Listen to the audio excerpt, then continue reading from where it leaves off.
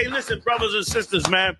If you like what you hear, hit the subscribe button, man. Subscribe to this channel. And also, please, go to ISUPK.com and pay your tithe. Drop me some cash so we can move around this planet like we need to, man, and do the things we need to do. Hey, listen, brothers and sisters, man. If you like what you hear, hit the subscribe button, man. Subscribe to this channel. And also, please, go to ISUPK.com and pay your tithe. Drop me some cash so we can move around this planet like we need to, man, and do the things we need to do. They're one West. They're one West. They're one West. They're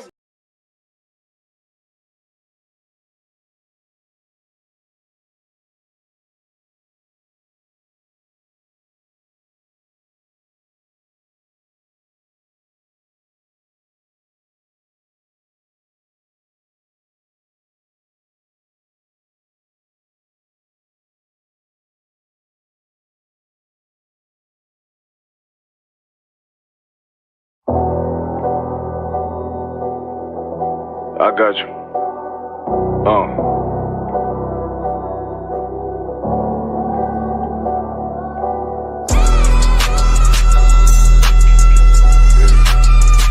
Let it vibe real quick. Look. The city eyes. It's time to bogart. My God, a real nigga. Cause he wasn't no flaw. Posted on the corner like a watchdog. Family.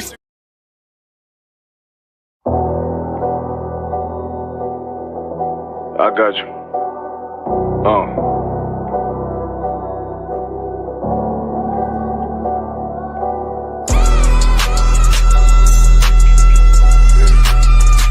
Let it vibe real quick. Look. The city eyes. It's time to bogart. My God, a real nigga. Cause he wasn't no flaw. Posted on the corner like a watchdog. Family secure, got that shotty in the closet by the mob ball. Fuck what they heard, tell them it's all true. Be cautious, that foundation falls till you fall through. They gon' fall. Look, I keep this shit 50 times 2. Ain't no more heart in this game, I'm John Q.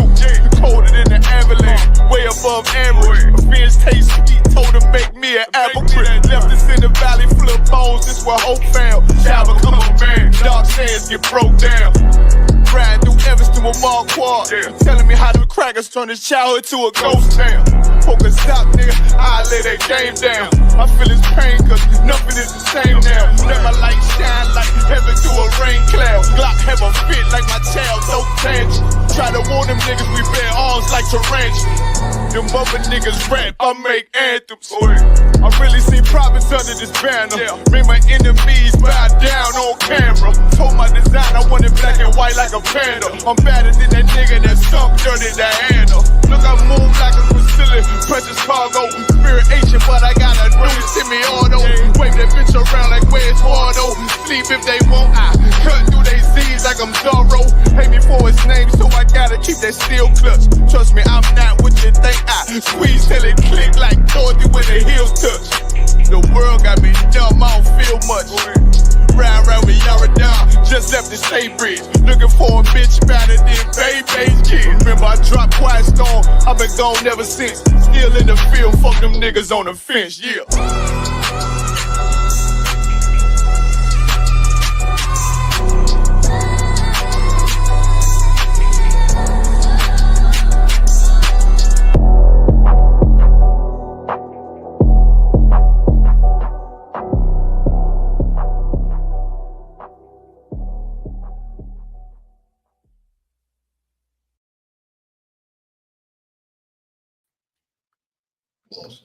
All right, let's go.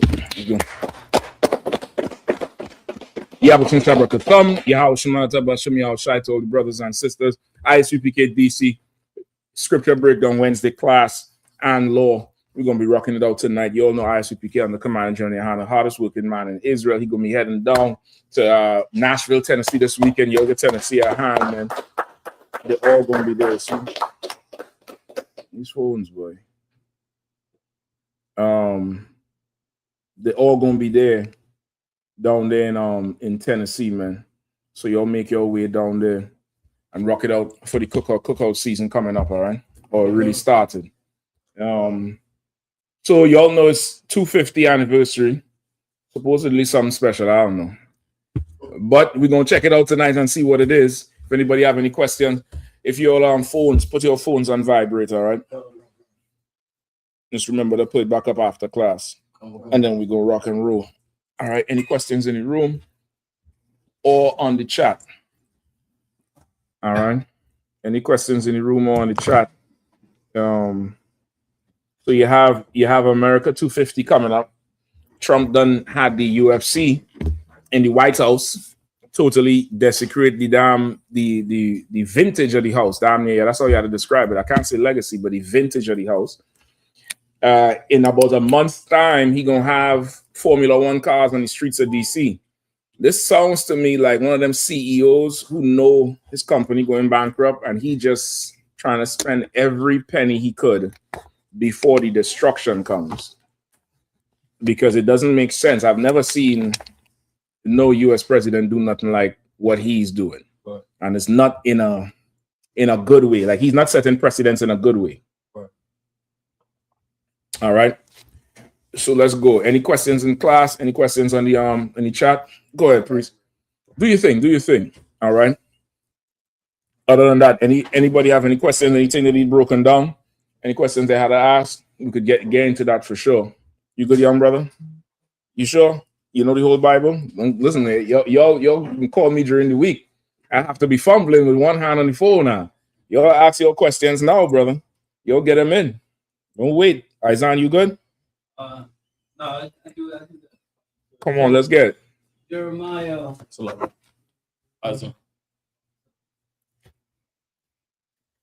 I wrote it down, so I'm trying to find it real quick. No worries. Ain't no worries. If anybody online have questions, let me know. All right. So in Jeremiah 1:11, where it says, I see a rod of an almond tree. I just wanted to, get a little bit more clarity on that part. Good. You're making me regret asking if you have a question. That doesn't sound familiar. I'm gonna tell you straight up. All right, hold on. You gotta read the way it is, sir. If you don't mind. So, Book of Jeremiah, chapter 1, verse 11. Mm-hmm. Moreover, the word of the Lord came unto me, saying, Jeremiah, what seest thou? Mm-hmm. And I said, I see a rod of an almond tree. Mm-hmm. Hold on, let me find it for you. All right.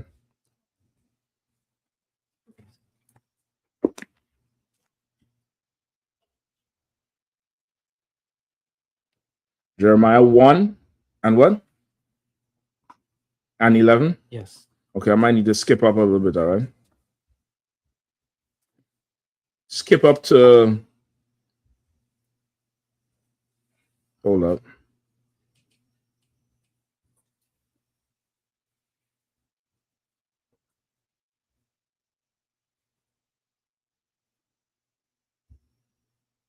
Skip up to 5. Do you understand everything before that? Well,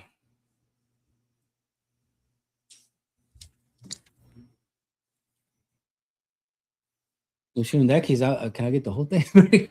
Okay, we could start from 5. Okay, come. The book of Jeremiah, chapter... And then you're going to have to read past a little bit that part, because he's asking him what he's seeing to make a point to him. Right? Go ahead. Okay. The book of Jeremiah, chapter 1, verse 5. Before I formed thee in the belly, mm-hmm. I knew thee, and before thou camest forth out of the womb, I sanctified thee, mm-hmm. and I ordained thee a prophet unto the nations. Okay. 6. Then said I, Ah, Lord, behold, I cannot speak, for I am a child. Mm-hmm.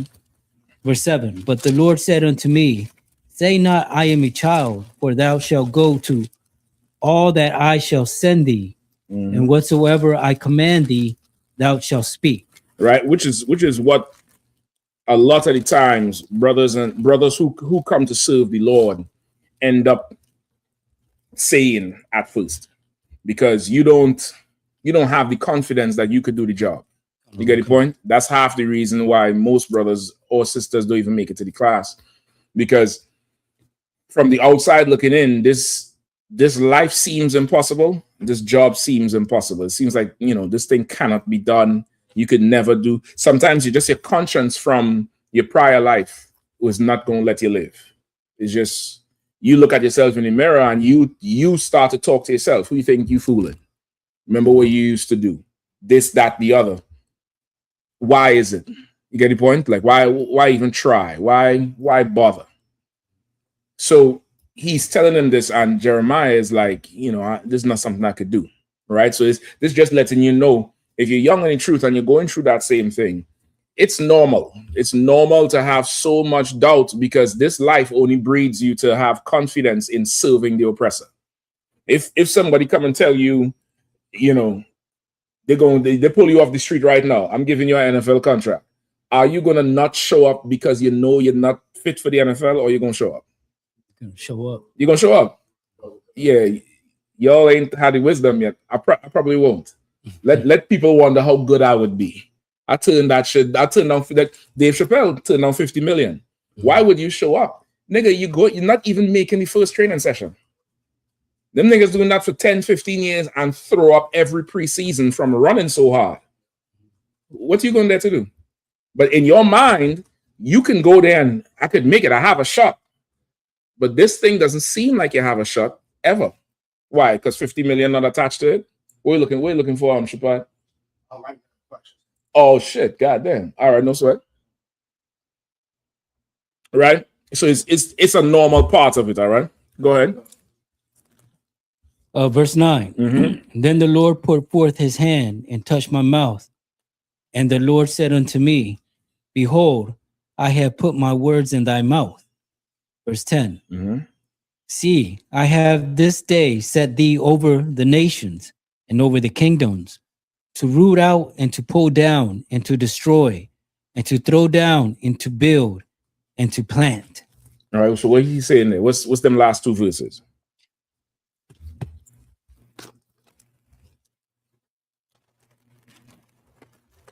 Go ahead. Is it saying that he has given them the wisdom or the words to to go against, I guess, to fish people out of these kingdoms? Okay. To basically waken them up and let them know that the kingdom that they're in is destroyed or is coming down. And just before we move on from 9, this is another precept, because most brothers, just from Esau's education system, most brothers do not naturally know how to speak in public. Most brothers don't even have the words to advocate for themselves in any situation, because we just not trained to do stuff like that. You get the point? We just, from young, we're trained for the obvious, brute force. You get the point? And a woman is trained to look good, and in most cases receive things without merit, which is why you hear the argument, but it's a woman, it's a female, you get the point? That's how it is. Like in Esau society, we learn to live under very base conditions, very base, nothing else. So most brothers don't even, okay, I could do the job if I just come and stand on post. But the minute you hear, well, brother, you can't stay on post, you're going to have to speak one day. The amount of men just never turn back up. The fact that you all come in is still a miracle, because most brothers, what had to speak one day? I done seen brothers pass the test. The first day they had to speak, that's the last day I've seen them. Never came to Passover camp, they're done. You get the point? And it's you can't blame them brothers. It's Esau done bred you to not want to be up there. So the Lord had to say, you don't have to think about what you're going to say. I'll put words in your mouth. You just do what you're taught to do and say what you're taught to say. You don't have to think about it, which is why this is the easiest job in the world, Doc. This is the easiest job in the world. The test is the easiest thing. It's so easy, it's hard. It's so simple. Nah, that shit could never work. You're crazy. Go ahead. Just real quick. So them being afraid to speak, would you say that's the spirit of the white man that they gave him? Like, it's the spirit that the oppressor wants us to have. Not so much the spirit that the oppressor gave us, because that's not his spirit. He'll go up there and say whatever it takes if power is on the table. The spirit that he wants us to have is that spirit. You get the point? yeah, come on. So that's the Lord reassuring you. He had to do the same thing with Moses. You get the point? Go ahead, where you at? Read on. Verse 10. Verse 10. See, I have this day set thee over the nations and over the kingdoms, to root out and to pull down and to destroy and to throw down, to build and to plant. You understand? Like, that's the charge we have as priests of the Lord. You have to go out there and lift up and destroy. You have to cut and mend, all in the same thing, by doing what? Like some figures will read this and say, the Lord said go throw down. The Lord said pull down nations and destroy, and take up guns and go join the not fucking around crew and go try to take over the capital. Because you see, that's what it says there. Right? What you got, Chappelle? I'm gonna let him answer if he was gonna answer the question. I know. I mean, goddamn, Shabbat, you already know it. What's you want to argue? Shit, go ahead. I was just gonna say, to point out their hypocrisies. Okay, so how would you do that? Like, it says to tear down and destroy, to throw down, to build, and to plant. What's the means of how you get to achieve that?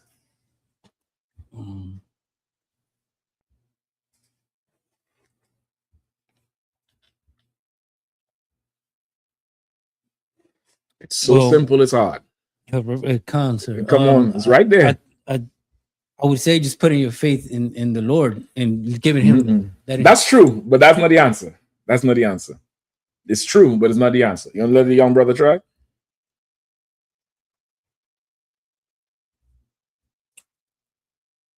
I would say to show your dominance. Show the dominance. In what way?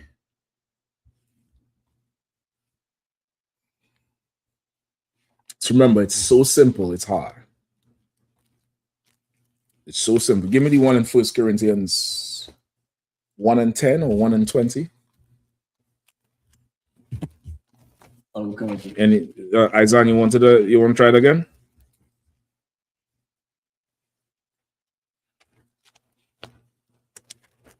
Is it 10 and 20? Oh.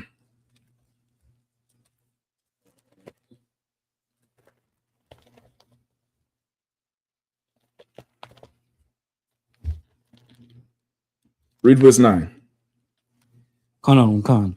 Verse 9. Then the Lord put forth his hand and touched my mouth. And the Lord said unto me, behold, I have put my words in thy mouth. So he gave him confidence. You don't even have to be confident that Jonah was not confident about doing this job. Remember, Jonah didn't even want to go to do the shit. He said, listen, I know how you are. It's just so easy, it's hard. Read 9 one more time.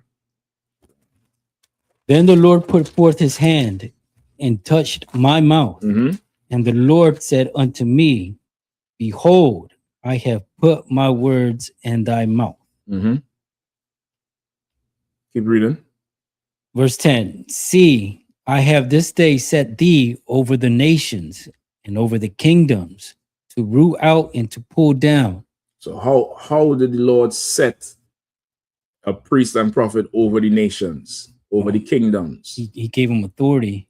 How? By putting the words in his mouth. Exactly. So how are you going to throw down kingdoms and pull down kingdoms?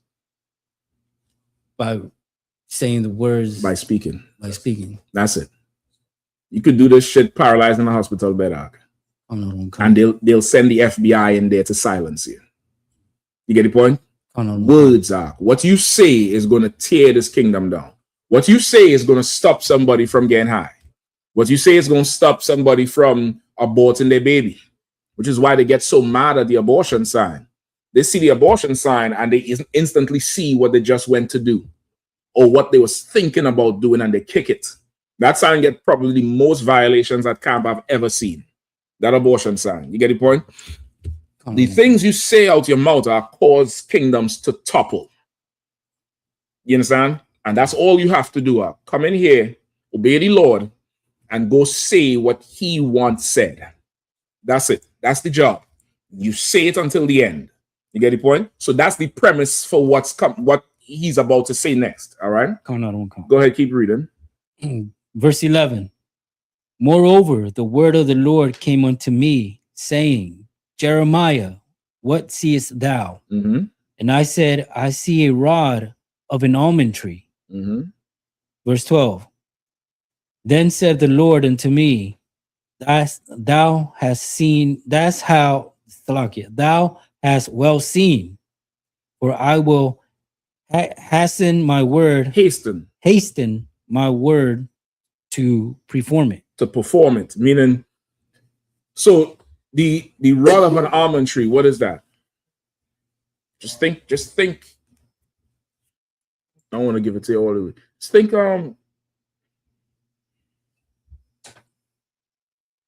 okay, just think like just what, okay, this is the Lord talking to Jeremiah, and he asked him what he see. He see the rod of an almond tree. Just take all the Christianity off it. Don't think magic. Just think what you see. A branch.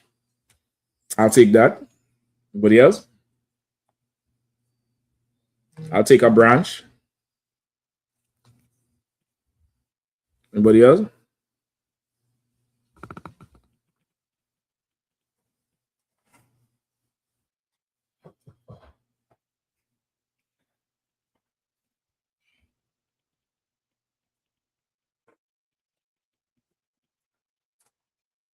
Oh, Slacky, go ahead, brother.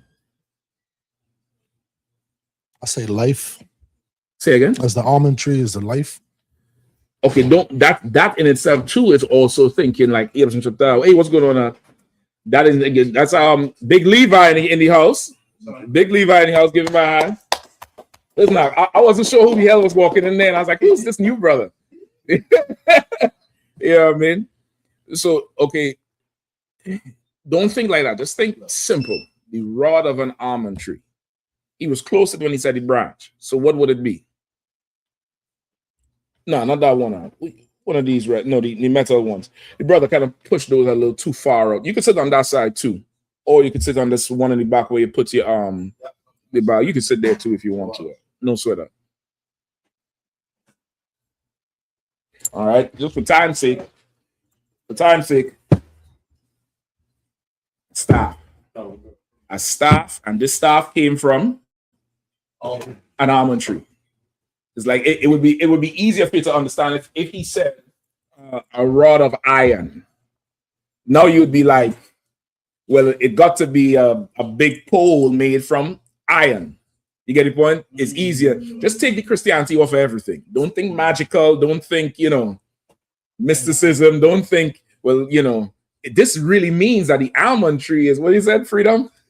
How is the almond tree freedom? I don't know. If it was freedom, I think George Washington would have sent an almond tree to the UK in 1776 and say we free. If the almond tree was freedom, good. I'm a pass for right now, but I'm gonna enjoy later. To water tour. You could get done if you want, all right? But don't always think the simple thing. The scripture breakdown, usually if there's something that it's not all the way clear, picture what they're telling you.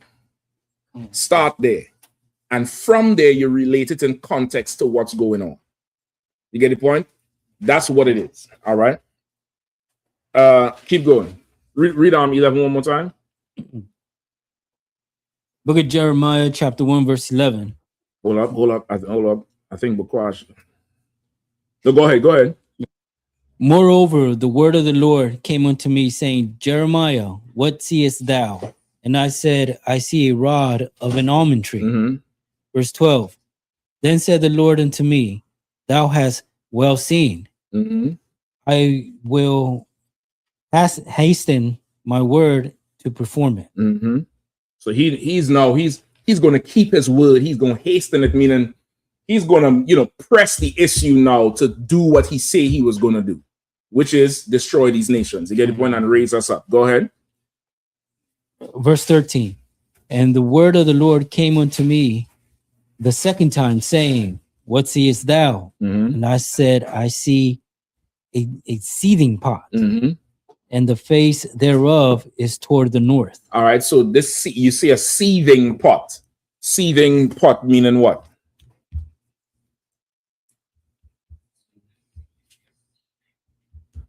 Seething pot meaning what? You could look up seething if you're unsure. All right.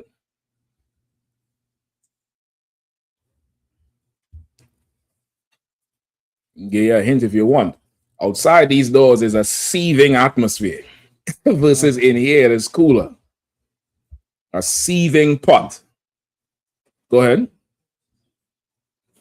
So a hot pot, a boiling That's what it pot. says? Well, it says extremely angry, furious, agitated, often with intense emotion. Seething. So that's seething in terms of applying to your feelings or how you feel about something. Mm-hmm. Go ahead. Or boiling just beneath the surface. Right, boiling just beneath the surface, meaning it's very hot. It's about to start to bubble. You know, when a pot bubbles, it's violent. The bubbles is, you put your hand over it, it'll splash up. You get the point? So just before there, like a seething pot. This pot is hot. Something's hot and it's brewing in that pot. And the face of this pot is towards the north. Right, go ahead. Verse 14. Mm-hmm. Then the Lord said unto me, out of the north an evil shall break forth up on all the inhabitants of the land. Mm-hmm. 15. For lo, I will come, for lo, I will call all the families of the kingdoms of the north, saith the Lord, Mm-hmm. and they shall come, and they shall set every one his throne at the entering of the gates of Jerusalem, Mm-hmm. and against all the walls thereof around about, and against all the cities of Judah. Mm-hmm. Verse 16. And I will utter my judgments against them, touching all their wickedness, who have forsaken me, and have burned incense unto other gods, and worship the works of their own hands. Mm-hmm. So now you getting an idea what is this talking about? Let me hear it. Break it down. So I guess this is a precept of World War III almost. Mm-mm. Okay, you probably could use it precept on precept, line upon line, but this is specific in what it's talking about. This is a little bit more specific in what it's talking about. So this would be reuniting the kingdoms. This is a step towards it. This is when the northern kingdom rebelled against the Lord. Okay. And that's why he's saying, I'll set a staff in your hand and you will tear down and do this and do that. And remember, of course, once the kingdom fully split, the Assyrians came in and took the northern kingdom into captivity and left the southern kingdom. So he's saying now he's going to bring everybody against the gates of Judah. And there he will start to charge them. You get the point? So now that's what this is applying to. But the metaphor, the staff and the seething pot is that. You get the point? The staff is, I'm going to send a prophet to defend the sheep. But that's what a staff is used for, to fight off the bears, the animals, keep the sheep in line. Mm-hmm. The sheep straying away, you tap it, you pull it in. The old school staff would have that hook. You know what I'm talking about? Yeah. To pull that damn sheep back in line. You get the point? And the seething pot is like, I'm boiling, I'm hot now. I'm hot because of what's going on in the north. That had to stop. Go ahead, Shaprat. Like, if I could, quick comment in the chat. Dawada Ephraim Yasha'Allah said, in both botanical classification and physical density, almond wood is exceptionally hard, heavy, and dense. God damn, read that one more time. Come, sir. In both botanical classification and physical density, almond wood is exceptionally hard, heavy, and dense.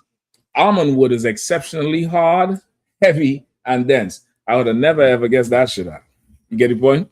So that's definitely why. And of course, we won't know that because we are so far removed from not so much agriculture, but just getting things ourselves. You get the point? Like we don't raise our own sheep or cows or chickens. We don't plant our own food and reap our own food, at least not nationwide. You get the point? So certain traits we just don't know, and we're not going to be able to correlate the two. A good example was last week on the radio show, Captain Kahan.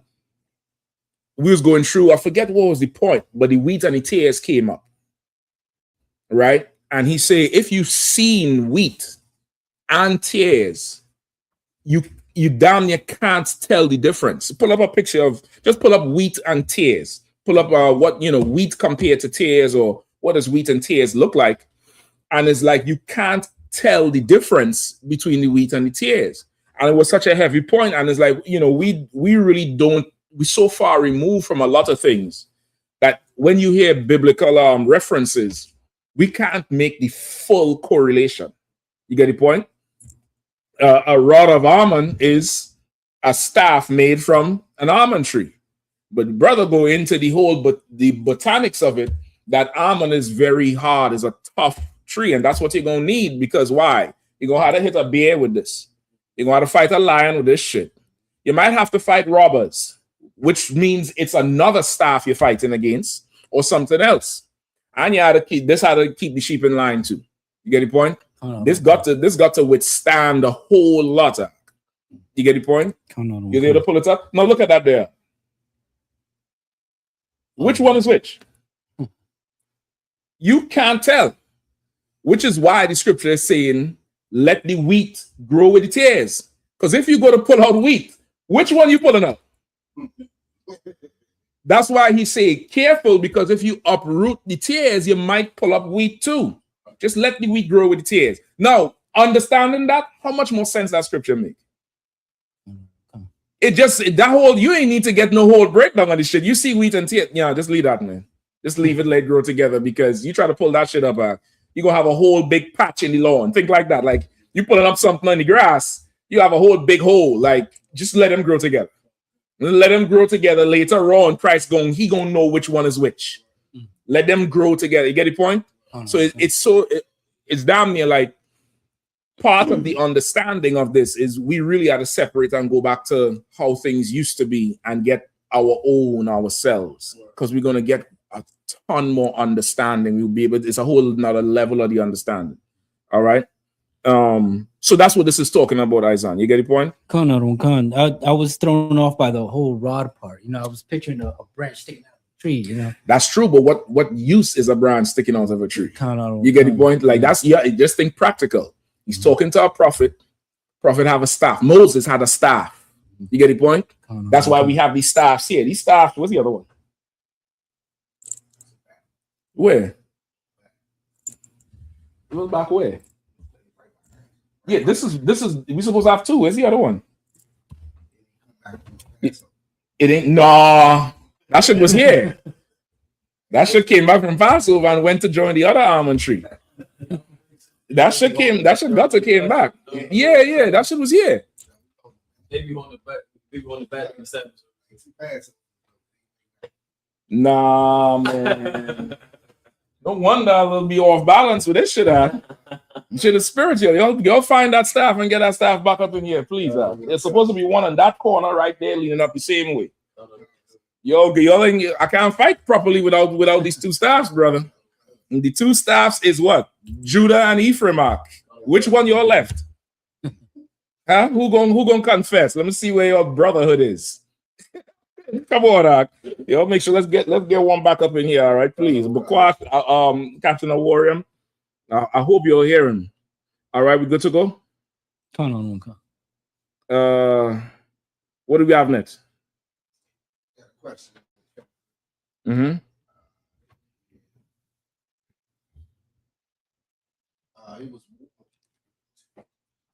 Warrior of Yahushua said, if I may, sir, how does the spiritual aspect of the mark of the beast tie into being to buy and sell part of Revelation 13:7, sir?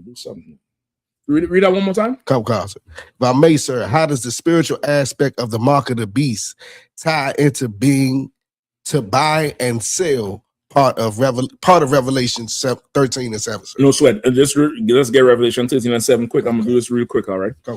Just so we don't run out of time. Revelation 13 and 7.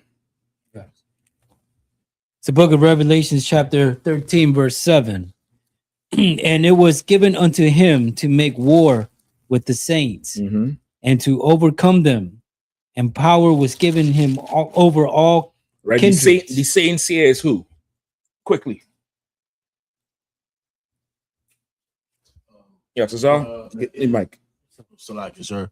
According to Psalm 50 and 5, the Israelites that the Most High made a covenant with. Psalm 50 and 5 is a precept. You brothers who don't have the precept, you might want to write it down or highlight it in your book. That's the proof that the saints are Israelites, right? Growing up, if you Catholic especially, most of us start off with Catholic or cross Catholicism somewhere in your upbringing. They tell you the saints is Mother Teresa or, Saint something. You get the point? As in modern day, a saint is somebody who the church deems a saint, or like how Britain would knight somebody, or they call them sir something.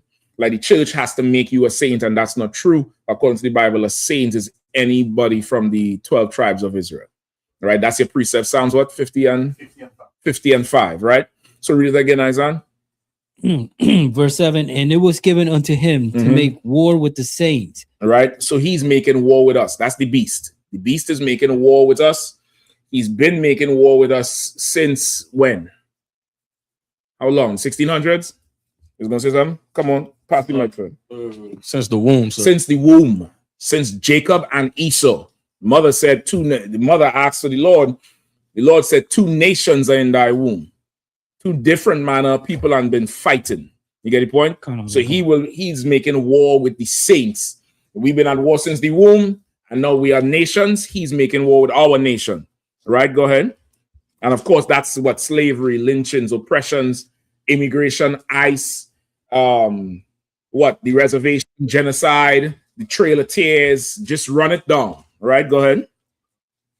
And to overcome them. And power was given him. And to overcome us. Why is that heavy? Overcome us. I know you asked about the what did you ask about? The buying and selling, right? There's some this we're gonna break it down all the way. Why you say to overcome them? To take over, to take over, to like why is that significant?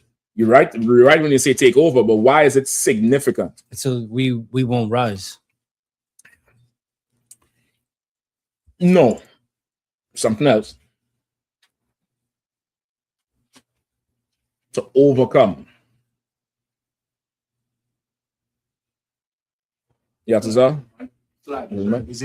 Is it saying in the aspect of us being dependent on our oppressors, not even controlling our water, like you were saying? Think overcome. What's the prophecy of God in Genesis 49? You can use the mic right there. It's the one right behind you. It's referring to when Gad says that shall be overcome by a troop. A troop shall overcome them. Shall overcome them. Come. So what does that mean?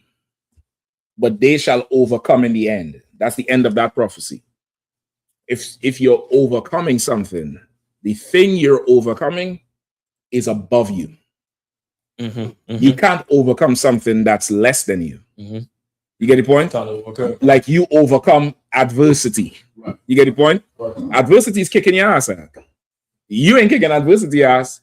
You get the point? You had a problem and you overcame this problem.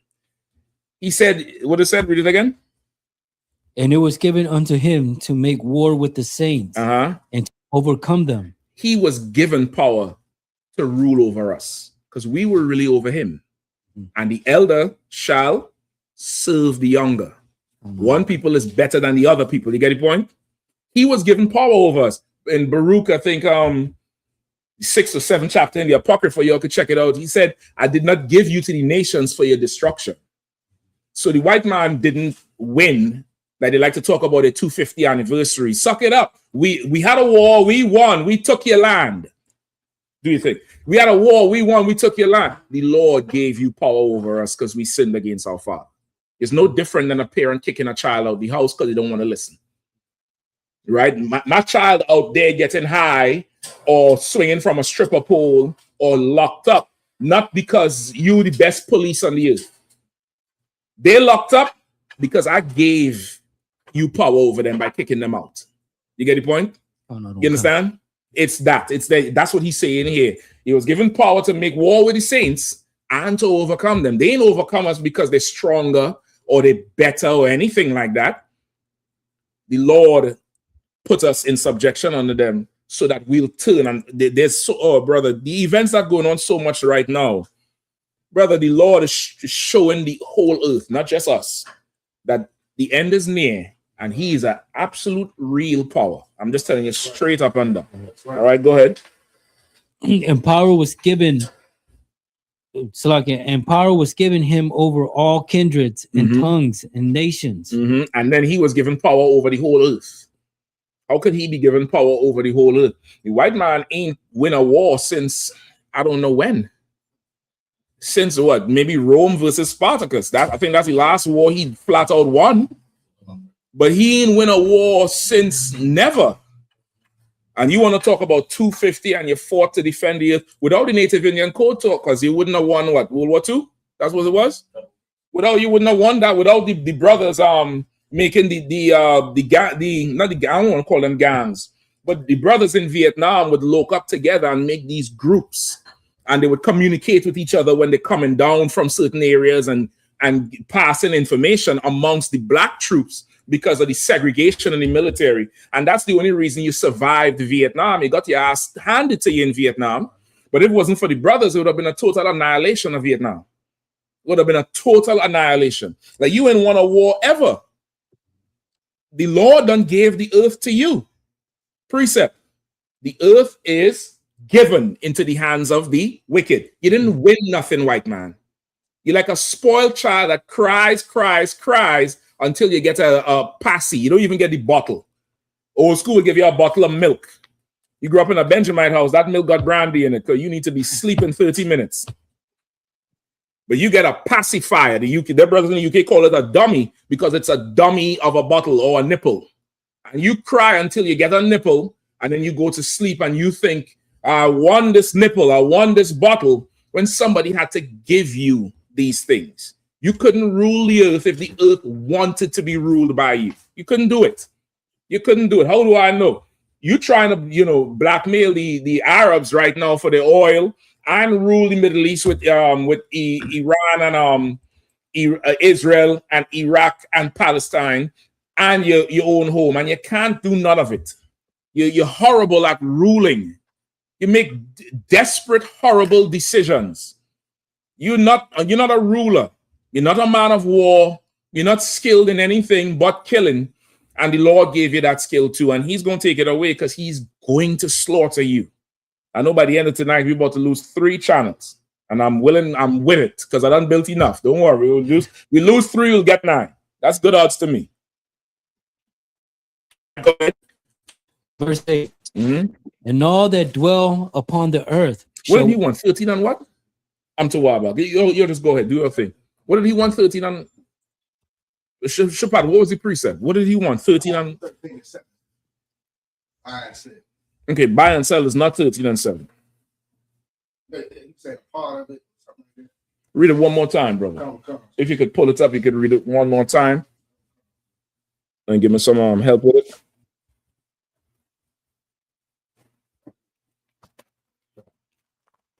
If I may, sir, how does the spiritual aspect of the mark of the beast tie into being to buy and sell?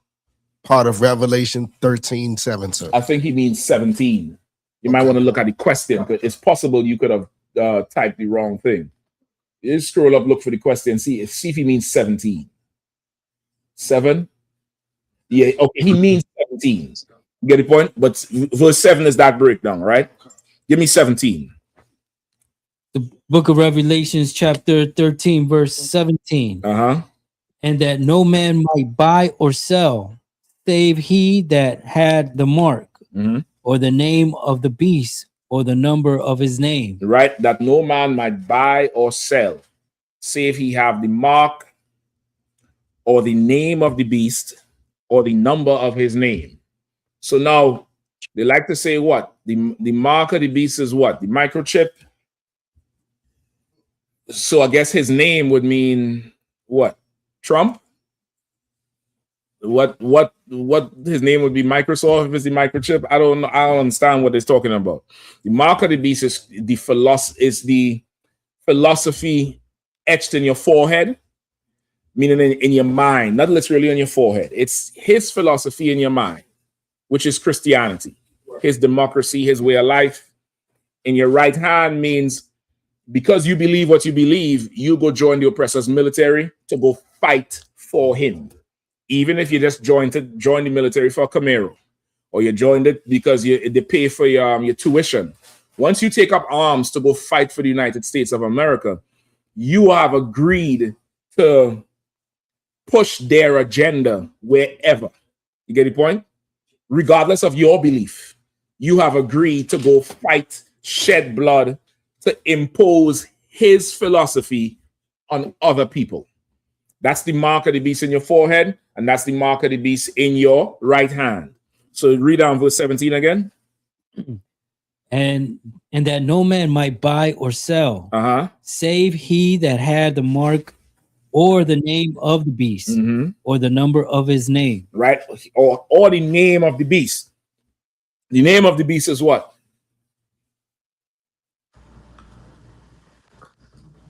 You're looking at each other. Like, you'll both look at each other. Come on. The name of the beast is what? Check the screen too, or if anybody's answering it. I don't know what you'll have up if you're seeing it. Christianity, sir. Christianity is the mark. What's the name? Salaki, sir. Come on with it. Caesar Borgia, Jesus. That's the image of the beast. What is the name of the beast? Shabbat? White man. Okay, so how does that apply? I'm gonna give you that. Let's go with that answer. That's not good enough, but I'm gonna give you that one. The name is the white man. So does Creflo Dollar not have the mark of the beast because his name is Creflo and not the white man? Or does that mean only the white man can have the mark of the beast? Because that's his name. So come on, I bring it home now. You can't just come put meat on the table. I gotta see man cook that bitch up. Having the ideology of the white man. Now you get in there. I need a little more. Yeah, a little more. You moved off now. You get in there. Go ahead, bro. Salaki, sir. Is the question still what is the name? Is that yes. the question? Mm-hmm. The serpent. No. Damn. No. You just went all the way back. He's close. The white man having his ideology. That gives you the mark. What is the name of the beast? To say a straight biblical name, Esau. Okay, the Bible is saying, and no man might buy or sell, save he that had the mark or the name of the beast. So that means to buy or sell, you would have to be called Esau. You're not called Esau, which means only Esau could have the mark of the beast based on what you're saying, which is not true. Esau is the beast. How do you have his mark? Come on, sis. Tell them the truth and make them a lie. Go ahead. Is it like, I know they don't have a culture, but somewhat like the way they operate? The way they operate, the ideology. Now, y'all have to give me the word, though. If that's his name, then you have what? White supremacy. If you are a black white supremacist, you have his. Okay, that's about close as we're gonna get. You have his reputation. Like you're giving me a bad name. Man, you throwing dirt on my name. You have to have his reputation. The oppressor, for one of us to end up in his military or his cabinet or his whatever, We have to take on everything, his spirit, his ideology, his personality, his character, everything. And when they see one of us, they see a white man. We don't took his reputation. We don't took his name. Go ahead. It's like in Genesis, in the image of him, in his image. In his image. Instead of being in the Lord's image, we in his image. You get the point? Or anybody who wants to be able to buy or sell. To be able to buy or sell, you got to take on his image. You got to push his agenda. You got to, what else they have? His mark, his philosophy, or the number of his name. What's the number of his name? 666. 666. What does that mean? The 666 men that ruled this kingdom, his kingdom. The 666 men that rule his kingdom, which is the earth. The earth is his kingdom right now because the earth is given into the hand of the wicked. There's 6, according to the Bible, his ruling government. Don't think the government of America. Think the government of Satan on the earth is made up of 666 men. If you want to be able to buy or sell, you got to have his mark, his reputation, or the number of his name. Meaning what?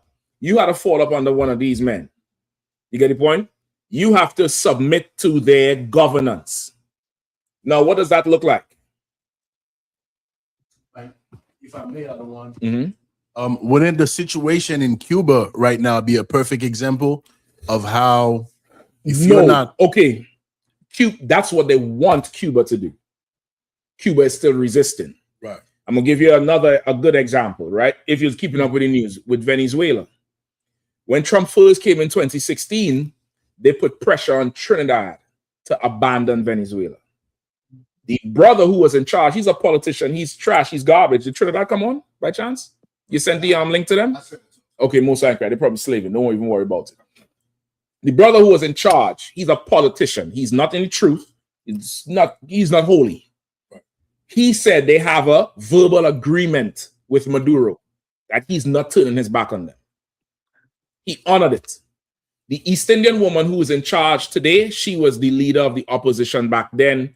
The British system of governance is not like America, right? Where there's just two parties, Republican, Democrat, and that's just it. There's many political parties in the British system, and the one who wins is in charge. The one who comes second is called the opposition, meaning it's a checks and balance. The one who wins, they put things on the table they want to do.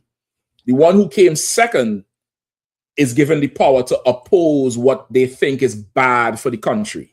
But of course, because politicians are greedy whores, the opposition opposes everything. They could say, look left and right before you cross the road. They'll say, no, don't do that. Don't do that, let's cross. Just because they want to be in power. So this East Indian, who was the leader of the opposition at the time, reached out to America and said, I'll do whatever you want me to do. 4 years later, the brother called an early election just after Maduro got took and basically handed the country to the broad. I don't know. I'm just speculating. I think he got a call and they told him, listen, either you're going to do what we say or you see what we did to Iran. And he got up out of there. She's in power now. And what did she do as soon as she got in power? Turn her back on Venezuela. After the Venezuela economy tanked, Venezuela has a long history because Trinidad and Venezuela is so close, brother. I mean, it's very close, 100 miles maybe, the two closest points. Venezuelans have been coming to Trinidad for centuries, brother, centuries. There's a place in Trinidad called Indian Walk. Growing up, I thought it was called Indian Walk because the East Indians lived there. It was called Indian Walk because when I.S.U.P.K came to Trinidad in the south part, that's the path they would take to bring their goods up to trade with the native people in Trinidad. So it was called Indian Walk because of that. A lot of I.S.U.P.K lives in Trinidad. When the economy fell, I.S.U.P.K went to Trinidad for just like you would migrate for better conditions. Her government is deporting them. Imagine that shit. Rounding them up and deporting them, busloads. Deporting for what? Because she has what? The mark of the beast, dog. Let me tell you something about East Indians are. If there's money involved and power involved, they'll listen. Absolutely. They'll listen. Money and power, they'll listen, brother. They'll sell the grandmother for land. For land. Go ahead. It's like if I made it, the priest said the Most High said if I would tell the heathens they was the ones chosen, they would listen to everything I said. You know what I mean? So that's the mark of the beast. You get the point? So now in order for you to buy and sell, to trade, buying and selling is not going to the grocery store. And if you're looking at buying and selling, that's just buying. The average person don't sell nothing. You get the point? So that doesn't affect you. Buying and selling is talking about global trade. You get the point? And to be able to buy and sell, you have to be part of a certain economy. And the white man can literally cut you out of his economy. Go ahead. It's like about me. Which is the mark of the beast, which is the tariffs. It's the trade tariffs. Is him enforcing the mark of the beast. Go ahead. Oh God, if I may, sir. And that's heavy when the Lord's saying it, because it's heavy that the Lord don't want no yes men. He break it down. What you mean? When he said, if I were to go ahead and tell the heathens they was the ones chosen, they would do whatever I say. Okay, no, because the Lord wants a yes man. He wants you to roll with him because he's the Lord. But like he wants you to genuinely, he gave us. Okay, I wouldn't say that because think about if you had a child. You want your child to genuinely love you and do what you say, right? Will you be angry if they do what you say, but they don't really want to do it? No. Because they're doing what you say. And that's in the Bible. The Bible says, if you tell a servant to do something and they don't do it, they're evil. But if they come back and do it later, they're still your servant. They might repent of not doing it. You get the point? And they still come and do it. They do it. You remember, the Lord, he ain't into the feelings and stuff. He ain't too much into, whether you like what I'm telling you or it's done. Most High in Christ. Most High in Christ. It's done. This is done. You get it? He ain't too much into you. Whether you do it with joy, that's a plus. He wants you to do it with joy, but shit. I mean, not everything you're gonna like, right? The Lord is a realist. He knows not everything you're gonna like, but you do it anyway. And which one is even more? I mean, I ain't gonna say it's more cold, but that's acceptable too. That's an honor of respect. That's a level of respect where it's like, man, I gave him this order, I gave her this order, and I could hear on the phone. If y'all don't know it, we could hear the change in your exhale on the phone. And we already know this motherfucker ain't gonna do shit. I said he ain't gonna do nothing. He's rejecting this shit. She ain't gonna do this shit. I already know. And then you come back with the kiss my ass. Can. Yes, sir, that's good. I already know he ain't gonna do this shit. And you know how I know? Because I used to do the same thing. I already know. But then it comes back. Oh shit, he did it. Shit, she did it. I never thought you did it, motherfucker. I see you fought yourself. I see you fought what you wanted to do for somebody else. There's value in that. There's value in you denying yourself to do this other thing that you don't see the sense in now. Right now, you don't see the sense in it. The shit don't make sense. If there's no glory for you, great. Did the job get done? Most High in Christ. This thing gonna make sense to you later, or maybe not. But at least you exercise the muscle of, I'll deny myself for this here. You get the point? So I wouldn't even say that part like he don't want no yes men, because then what does he want? A rebellious people? You get the point? You're going to cut yourself because I could pull the precept, thou art a stiff-necked and rebellious people. He don't want that. He killed people 40 years in the wilderness for being stiff-necked and rebellious. What did he want in the wilderness? Kana one can. Kana one can. Yes, sir. Kana one can. Yes, sir. Kana one can. No problem. Job done. That's it. You get the point?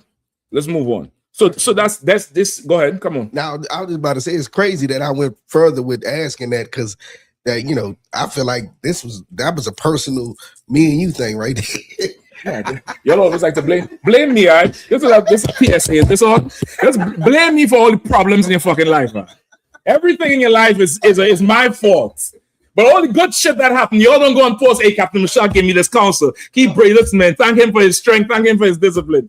Y'all be blatant with this shit out. Brother say, if I could go a little bit further, listen, man, you was a thorn in my side. God damn it. Nigga don't got no goddamn, I can't get no glory out of that. You're embarrassing me in front of New York. God damn it. At least Yatazar love me. God damn, he brings some premise. Brother tell me I was giving him problems. Nah, I'm joking with you. Listen, and that's fine, brother. And I'll give you a personal confession too. I don't give a fuck when you all get angry. What offends you all and shit. I don't care. I really do. I couldn't care less. You know what I mean? I really couldn't care. And let me give you one further. I pray you stick around long enough and do your job well enough to be able to now counsel somebody. What's up, man?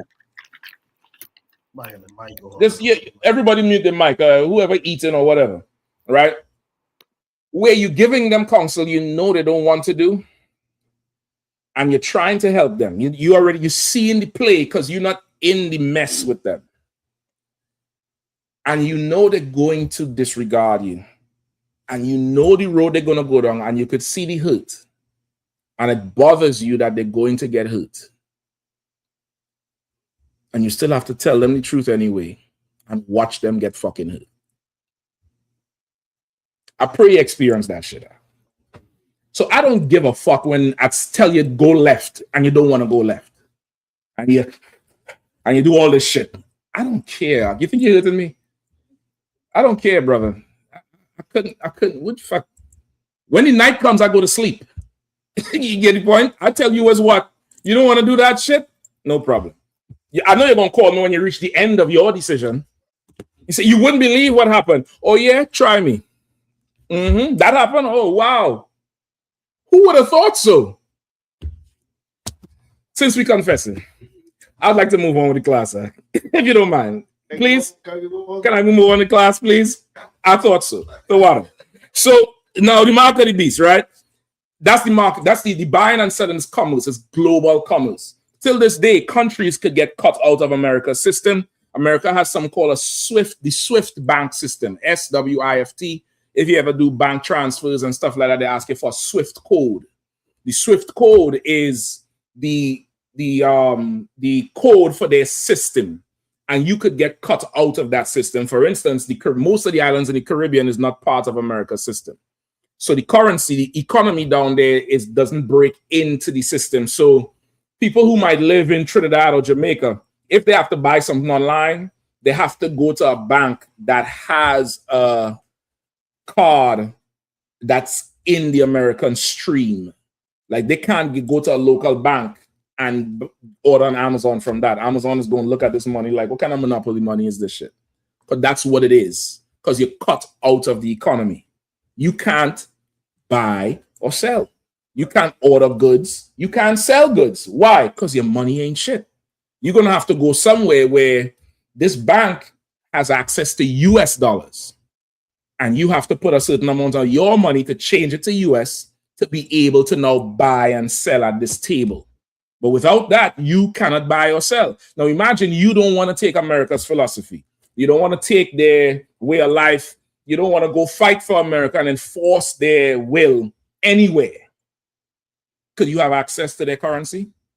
Would you be allowed a seat at the table to bet and gamble? Think of it like that. Imagine you go to the casino. People sit at the gambling table, whether it's the baccarat or the craps or the blackjack. You have to sit. You have to wait till somebody get up. Now imagine you go there and you put chips on the table and the dealer say, "The fuck is this?" Nah, we don't accept that here. You can't buy or sell. You cut out. You got a whole 2 trunk loads of this. But here, that shit is worthless. Unless somebody comes and say, he good. You owned by that person that allowed you to buy or sell at the table. That's the mark of the beast. Get the point? I hope the brother understand or the sister, whoever answers. Come on. So like we got a question in chat, sir. Please. Blind one said, if I may, Adawan, with your wisdom and mercy, is it lawful to buy things on the Sabbath? Okay, are you a priest in the school? That's what I would like to know. Are you a priest in the Israelite school at UPK? Are you a priest, period? Give me my Sabbath precepts. Give me David. Give me Christ. I think that's just the two I want. And the actual Sabbath precept. Servile work.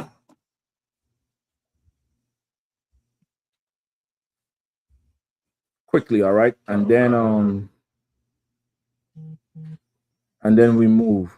Also, Bakwash, if you're listening, Shapat, you know how to pull up videos? Bakwash, I have a video to send you. Bakwash, if you're on, send Shapat that video with the timestamps of what I want, all right? What are we looking for? The Sabbath, right? Okay. Give me showbread with David. Give me the servile work first.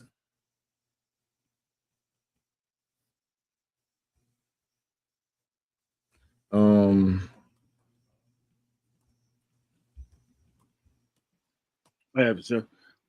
Go ahead, please. It's the book of Leviticus, chapter 23, verse 25. Ye shall do no servile work therein, but ye shall offer an offering made by fire. Skip up to say exactly what it is. Mark, give me Mark 2 and 25 to 28. I think that's the one with the showbread, right? Christ. Yeah, but there's another one. No, it's all the same. They're all together. Salakia. But give me the other one in the New Testament too. The ass falling in the ditch. What else? No. Mark 2 to 23 to 28. Arawadi, what you was reading? I was at Leviticus 23 and 25. You said go up? No. Yeah, skip up. We talking about the Sabbath. So you're really starting at verse 1 or verse 2? Verse 3? Give me Leviticus 1 and 3. Okay.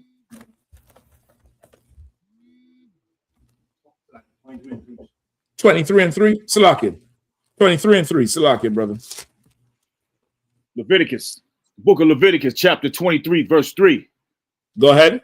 6 days shall work be done. But the seventh day is the Sabbath of rest and holy convocation. Ye shall do no work therein. It is the Sabbath of the Lord in all your dwellings. Okay. So now somebody who's reading this will say, well, you can't do no work on the Sabbath. So that means what? You can't mow your lawn. You can't I need the precept. Okay, the person who asked the question, could you put the precept that says you can't buy or sell? Not buy or sell, buy. Because they said buy, right? Go ahead. He said lie. He's not a priest in the school. No sweat. That's fine. I need the precept that you think that you saying you can't buy on the Sabbath day. That's what I need.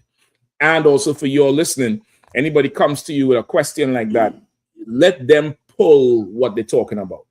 Don't just take it from somebody's mind, because Christians don't know the Bible. They'll say things that are not even in there. They'll say what the scholars call dogma. Dogma is doctrine. You get the point? This is just doctrine. It's not written anywhere. This is just what you've heard since you had ears. It's just all you heard. And it's not true. Right? So just somebody find it for me. And let me know about buying. All right. Where we at? 23 and 3, right? No. Say again? We have 4 now. Okay. Yeah. Well, 4 goes into the goes more into the into Passover. Did they write back yet about where they say they can't buy? Okay. Hold up. You know how to pull up Blue Letter Bible? All right, pull up for me Blue Letter Bible. And this is why it's important to come to the Israelite School at UPK, especially our Hebrew class, our Lashawan Kodash, because we teach the Lashawan Kodash in the Apocrypha. in the prologue to Ecclesiasticus, I think it says that the scholars, the Hebrew scholars who translated the Bible as we have it today from the ancient Hebrew and the Greek to this modern old Quaker English that we have, they said, forgive us where we may have fallen short, because the Hebrew, these words, when translated into another tongue, lose their force. Meaning, Issachar would know, and Levi would know. There's some words in Haitian Creole, and even that's so heavy, where the Spanish Issachar speaks is not Spain Spanish. It's not. You could always tell a Spaniard from the 12 tribes because they talk with a lisp. That's how they always talk, right? Zapatos and shit like that. That's a heathen. You could damn near know it, because all the other tribes have their own dialect. Issachar different from Ephraim, different from El Salvador, much like the Benjamin Islands. Trinidad sound different from Jamaica, sound different from this one, even though we talk in what's considered English or broken English. The French, Levi had the French Creole, which has more oomph than that French language. That French language is disgusting to me. It's such a, now if I call it a spitty language, it's just you gotta put so much spit in your mouth to talk.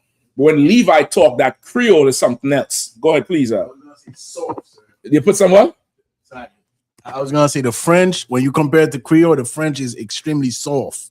It's so soft, Doc. It's just, and that's why France has the reputation of being sissies.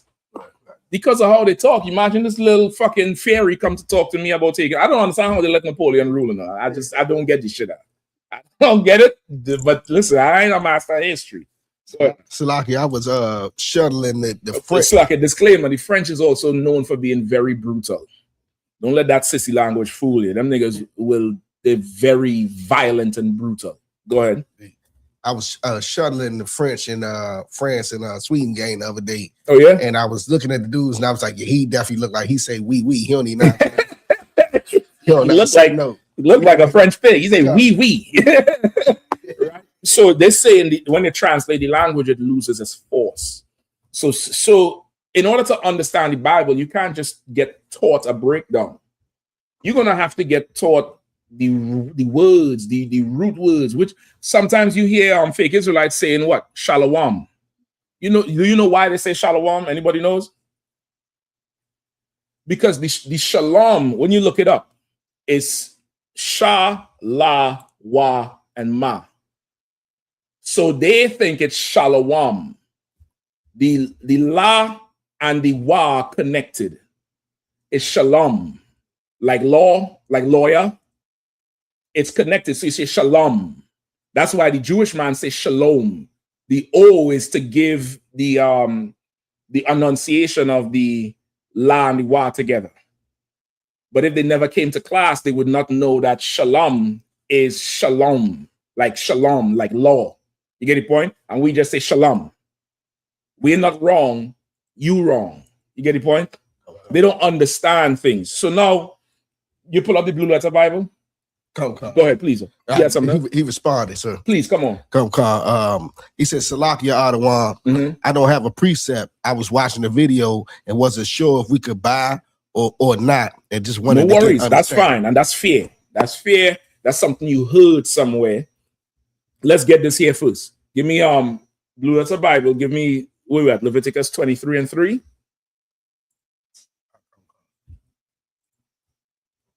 Give me Leviticus 23:3. Read it one more time, Isaiah, whoever was reading. Who was reading? Arawadi, are you?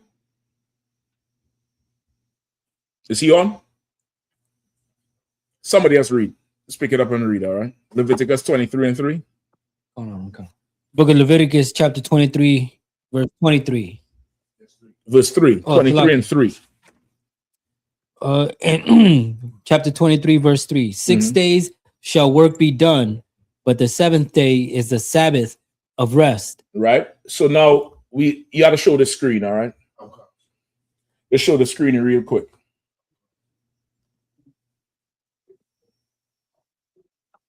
To what? All right. You know how to zoom in? Zoom in a little bit. So this is Leviticus 23:3. Right? That's verse. I think which verse is that? Yeah, that's 3. All right, scroll down.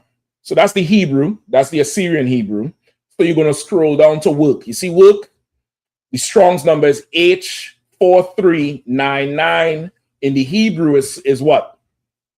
Mala'aka. Right? What's up, Bob?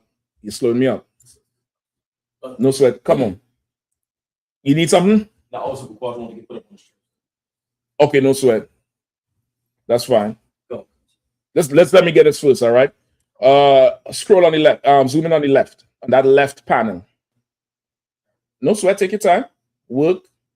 Just zoom in on the left side, scroll over. All right. Right?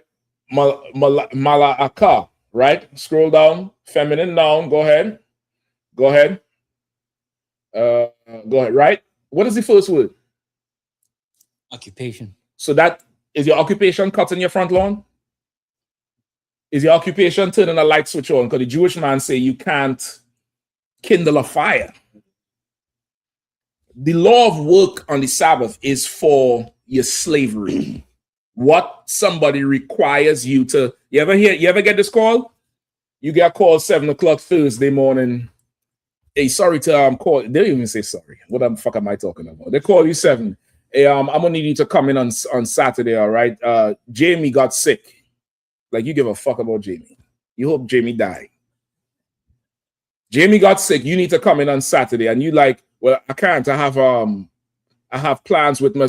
Hey man, you need to come in, man. This is what you signed up for, and they drop the phone. Your employer is forcing you to work on the Sabbath.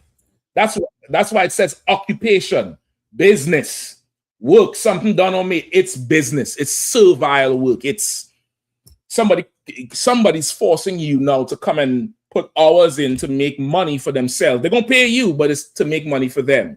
This law, people who read the Bible, they don't understand. These laws are talking to really the priest and the people in leadership, much like your constitution and your codes, your law codes. Like, the law doesn't say don't speed. The law says if a motor vehicle found traveling on this fairway that's registered for 25 miles per hour in excess of whatever, they must be fined this.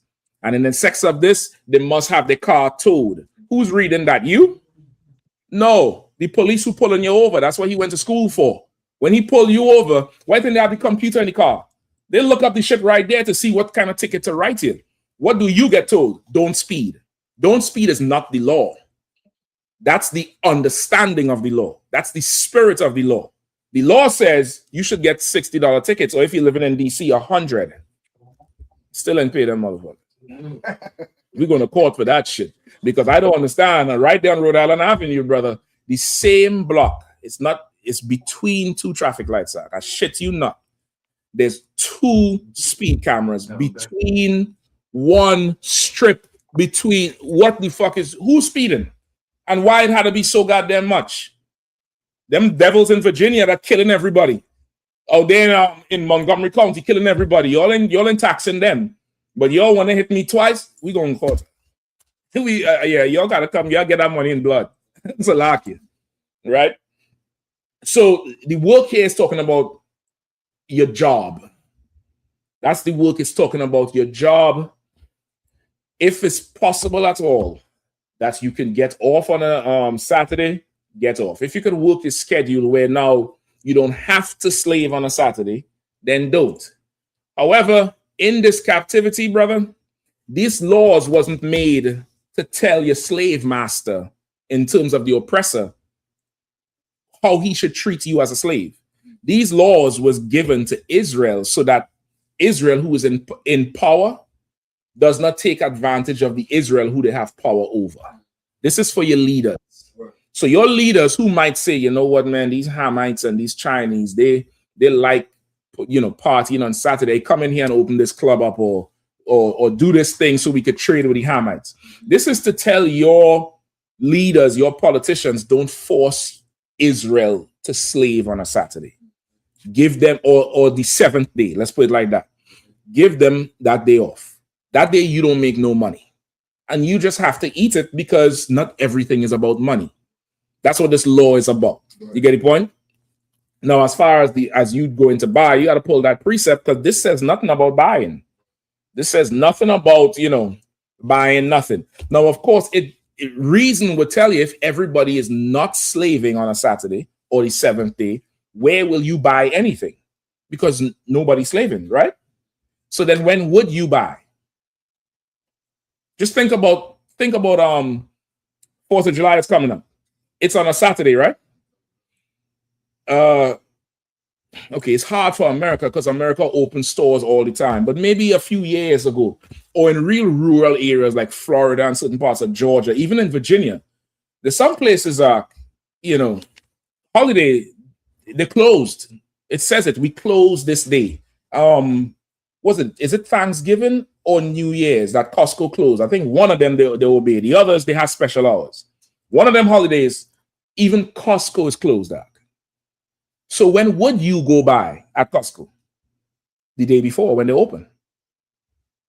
It's the premise of it. The premise of it is nobody is being forced into a job today. So in our kingdom, if you're working in the on a farm, you working in leather crafting, or you making weapons 6 days a week, the 7th, your employer has to shut the business down. So then there wouldn't be a law saying you can't go buy, because it's obvious everything closed. So when would you go buy? If you need tomatoes, if you need, meat to cook for the next day, when would you go buy? A day before. Just go do your shopping on the Friday. You get the point? Come on. Just go do your shop. If you want to practice it, if you want to have it in practice, the Bible also says rehearse the righteous acts. You could pull that precept too if anybody has it. The Bible also said rehearse the righteous acts. Why does it say rehearse the righteous acts? So you can get accustomed of doing. Why?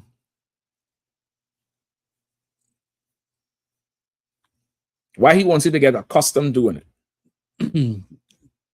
So you want to worry about, like the Sabbath, keeping the Sabbath, A little bit more simple. Come on. You want a shot? Just to get accustomed to it, as the brother said. But why he wants you to get accustomed to it? So you can follow the law. Okay, but why he wants you to get accustomed to doing it? Why he wants you to get used to doing it? Just think practical. Think simple. Because you're his child. Huh? Because you're his child. Okay, but why aren't you already used to doing it? Why do you need to get accustomed to doing it?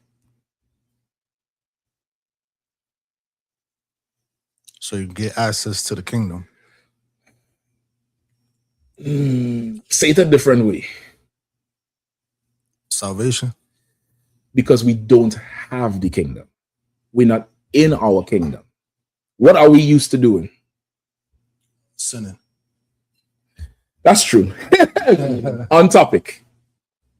We're used to going to slave on the Saturday. We're used to everything this kingdom says to do. What are you used to? Grilling on the 4th of July. You're used to doing that. You could show people, man, we was in slavery 1776. Well, it's what we're accustomed doing. It's tradition. It's not really about 4th of July. It's, we're used to doing this. So the Lord wants you to get used to doing something else. He wants you to get accustomed to his way. So he says, rehearse the righteous acts. It's a rehearsal. Everything here is a rehearsal. It's a rehearsal. It's called grace in the New Testament. It's called a period of time to get this shit right. Matthew 18 and 15. If your brother offend you, go to him and him alone. If he doesn't hear it, take him to counsel, 2 or 3, so that every word could be established. We need to rehearse that act, because in our kingdom, you rather just put somebody in the ground. You get the point? So the Lord wants you to rehearse certain things now, so that in the kingdom, he don't have to send a priest to cut your head off. You get the point? He wants us to be well-versed in having our own nation establishing his brotherhood and our laws and our culture, so we have more time to oppress the heathen. That's what he wants us. He wants us to have more time to think about how to press work out of these devils, because they have time to oppress us. They got time. They show that you all know that World Cup going on. They show that FIFA president. Somebody put a picture of him on one game that started at 11 o'clock and another game that started at 2 o'clock in two different cities. And it's like, how the fuck is this possible? The average person don't understand the type of power these devils have. They could be in America for breakfast and in France for dinner. And it's not a big deal. You think they have time to fight and beef and go on the internet and make diss tracks? They're busy planning how to oppress us. They said, is Zuckerberg or Elon Musk, one of them tried to buy the new app Kalshi. What they call it? No. There's a name for the category of that. Say again? Polymarkets. Polymarket. That's the thing. Who said that? Bakwash. Wakan. Bakwash, you need to go buy Kalshi. Yeah, I think you know more about this thing than the devil. That whole polymarket world. One of them went to buy the shit. He got one of the executives who has an NDA to sit with him and talk. The whole meeting fell apart. He said he went to his Meta team. He said, y'all go build up a polymarket app for me today, and you'll test it with fake money. Now, brother, this morning, what was you thinking about as you woke up? What's the first thing come to your mind? Just be honest. Well, okay, besides that, that's that's a staple. That's like, devil. Give me the mic. I don't feel like going to this slave. I don't really want to go to the slave, but I gotta go. It's the end of the month, so what's due? Right. And what else? Car note, bills, food. Let me get up and go. When you do this to get up and put your hands on your knees, that ain't age, that's oppression.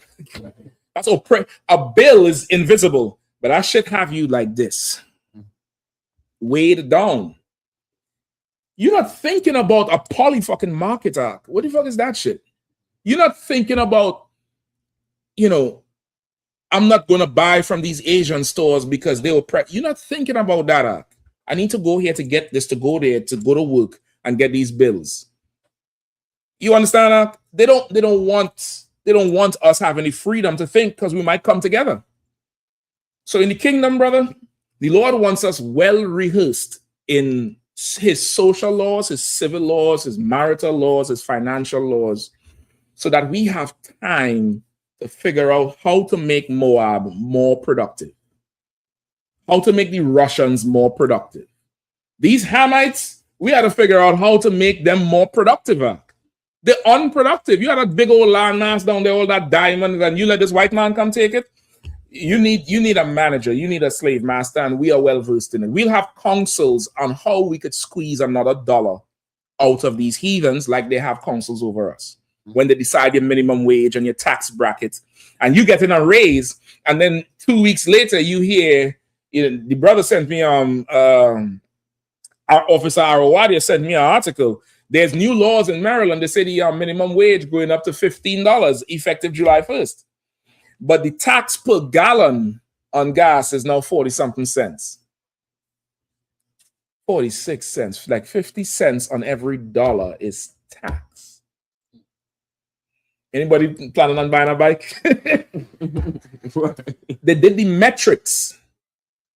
And if I give you this much, you best believe I'm snatching it back somewhere. I have to balance this thing off, because Lord forbid you have enough money to pay your rent and save. Now you could send your kids to college. I need slaves. Brother, we have to rehearse the righteous acts now. We can't have counsels in the kingdom about, the petty trespasses that happen. In the kingdom, I need Izan to come down with his entourage so we could talk about how we're going to oppress these Australians and the North Koreans, and at the same time pit them against the Japhetic people, so that we'll make money off of them, off of their war, off of their struggle. We're going to sell, weapons to the Japhetic people, and sell other weapons to the North Koreans and tell them these weapons is more powerful. But then when they come to buy it, these weapons don't work and they get slaughtered. And now what do they need? They need somebody to come and rebuild their country. And guess who's going to come and rebuild it? I'm going to call Levi. Levi, what kind of construction workers you all have down there? You bring that section down, man. We have contracts for you all. And we'll send Shapat and Barak down there as ambassadors to North Korea to say, listen, we're deeply sorry. We don't know what happened. You know, these Japhetic people, they're skilled warriors. I think they, you know, we'll fix the solution. We'll defend you against them. And Barak and Shapat going to wink at each other and we'll defend you against, at a cost though. At a cost. All that uranium and that shit you all have down there, you're going to pay us. We're going to send our top engineers down. They're going to rebuild your city. That's jobs for our children forever. Now, does that sound strange? Ain't that what they're doing right now? When Bush bombed Iraq, bombs over Baghdad, you know who was the construction companies? Halliburton and Schlumberger. You all ever heard of them? You should go look them up. Those, I think, was they was ruled by Dick Cheney, or he had hands in them, and that was his right-hand man. Trump is doing the same thing right now in Palestine. You think they have time to beef? Why do you think these devils, they talk shit to each other and they be in the same room? Because their time is spent thinking how to oppress us. We have to rehearse the righteous acts now, because in the kingdom, brother, I'm squeezing blood out of their fingernails. I'm squeezing every penny, every diamond, whatever is the currency of the day, brother. I want it. If they figure out a way to make more, I'm taking 95%, and you better be happy for the 5%. And then you still have to pay tithes on that 5%. Oh, boy, I can't wait. Levi, so like, I'm going to come to you, Shabbat. Pass the mic for the brother, please. I believe those companies you mentioned, so I believe they pocket 90% of those contract money and just spend 10% on building nothing. Yeah, I would do the same thing. Observing the white man, you could see how to run the kingdom on the right-hand side. Because you could see, okay, he's doing it. The reason he's doing this is for that. You get the point? Now, if you have the Lord's laws and his Holy Spirit, you'll run a kingdom where they'll be happy to give you everything. Which is why the Bible says the gates of the kingdom will be open day and night, so the Gentiles could bring their forces in. You get the point? Like they would love to give us everything, because we're just such a better people. We'll produce a better, product for them. We'll just, our food is better. You get the point? Our style is better. Think about it. Everything that the world runs on today, Black people had such a hand in it. Such a big hand. People still buy Jordans. How long Jordan retire? And I think he has a say in the design of the damn shoe. You understand what I'm saying? Now imagine all that is in-house. You know what they will pay for us at? They'll pay for Israelite concert to come down there and sing this music they don't know, but they do it right now.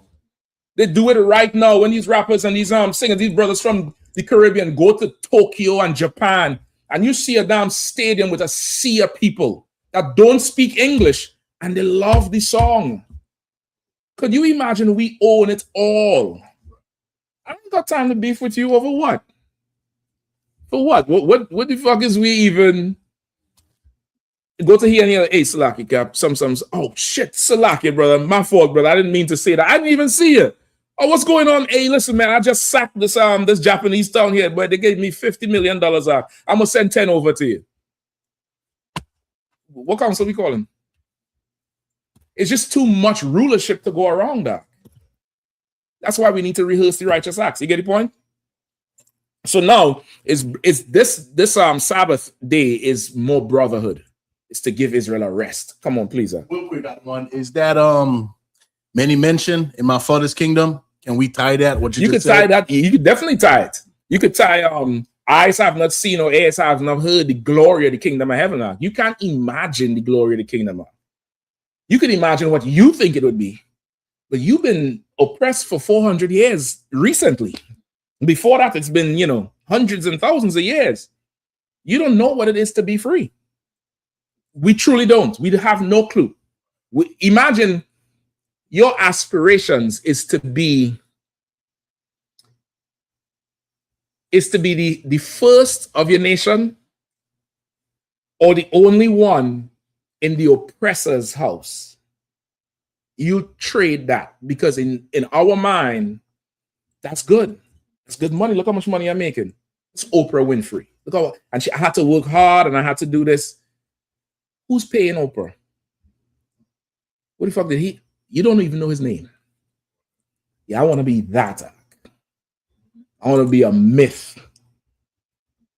A silent killer. I'll show up. You don't even know who the fuck I am. I'll rehearse the righteous acts for that shit. Go ahead, Al. Salaki too, because I put that in my arsenal, the righteous acts. Come on. People keep saying the traditions, but as far as the myth part, I the dude who my old car, I had a note and it was too high. What I paid for was too high. And I asked the insurance company one day, who's the dude that owns this joint? Like the owner. And the lady told me, and I got him on my list. Listen, I'm gonna tell you something now. Whoever she told you is not him. It's not him. It's not him. Don't worry about it. The Lord is going to get them out of the caves and the mountains. Whoever she told you, it's not that dude. You know why? Because there's several of them that own it. That's why they form shell companies. It's a group. It's a group of white men who own it all. Get the point? Go ahead. If I could, as soon as you said a group of shell, a group of them, be owning all the gas stations and whatnot.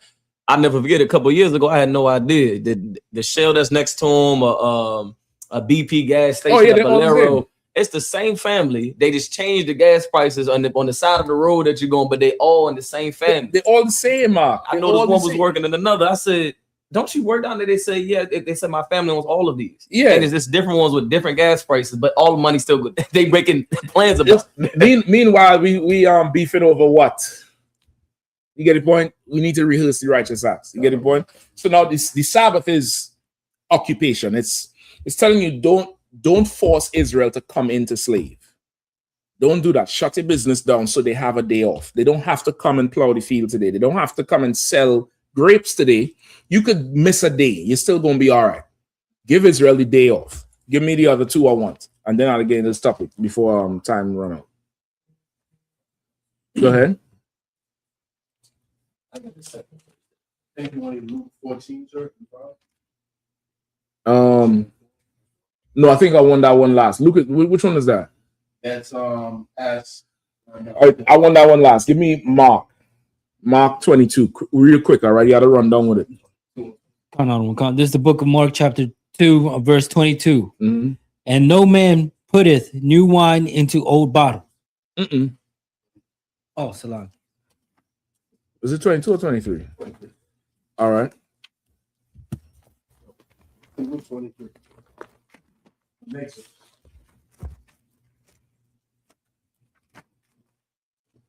The book of Mark, chapter 2, verse 23. And it came to pass that he went through the cornfields on the Sabbath, on the Sabbath day, and his disciples began as they went to pluck the ears of corn.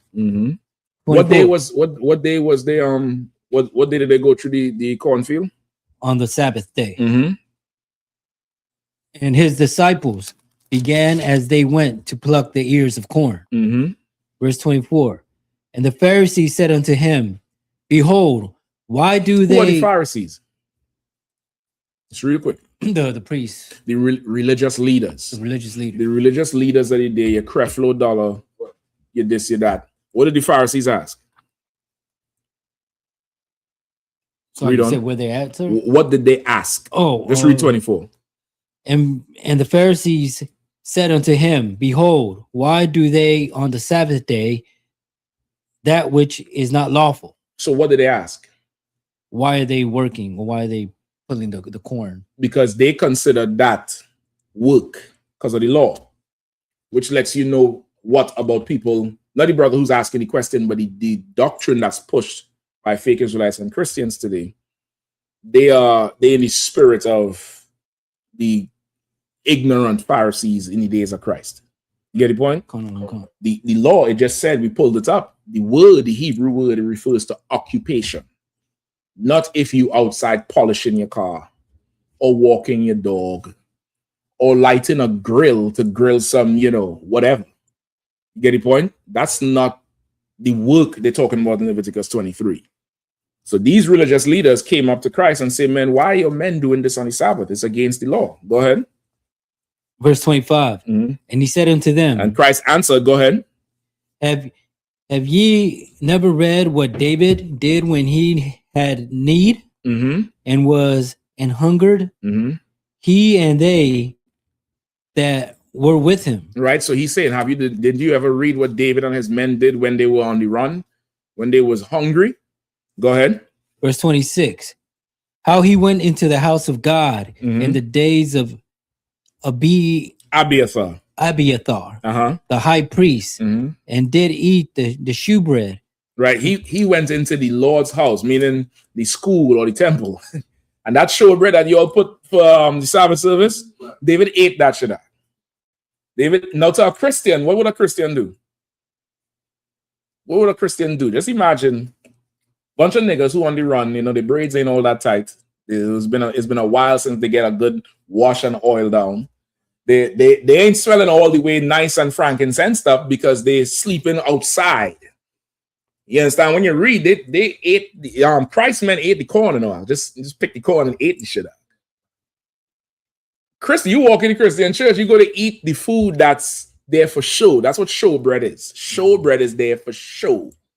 It's not bread to eat. It's for show, and it's meant to show the bountifulness of the Lord's house, right? Really, that show bread would be come out the oven that morning, which means a priest had to get up and do what?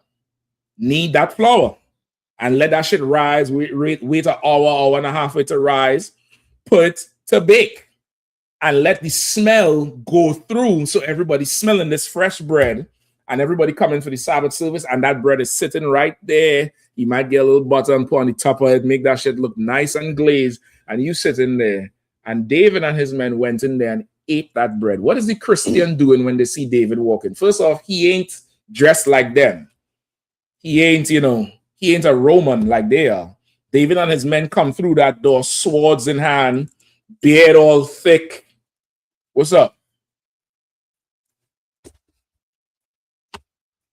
You got more? Where's the wine? And spill the wine on the damn table. What's the Christian going to do? Levi. They calling the cops out of work. They're going to be like, oh my God, you desecrating this place. Sinners, you going to hell. At least my belly going to be full. I ain't gonna be thirsty in that motherfucker, and all the men start to laugh. That's this. You get the point? That's this thing here. Because David and his men was hungry out. Keep reading. Which is not lawful to eat. Which is not lawful to eat because it's show bread. Go ahead. Which is not lawful to eat, but for the priests, and gave also to them which were with him. 27.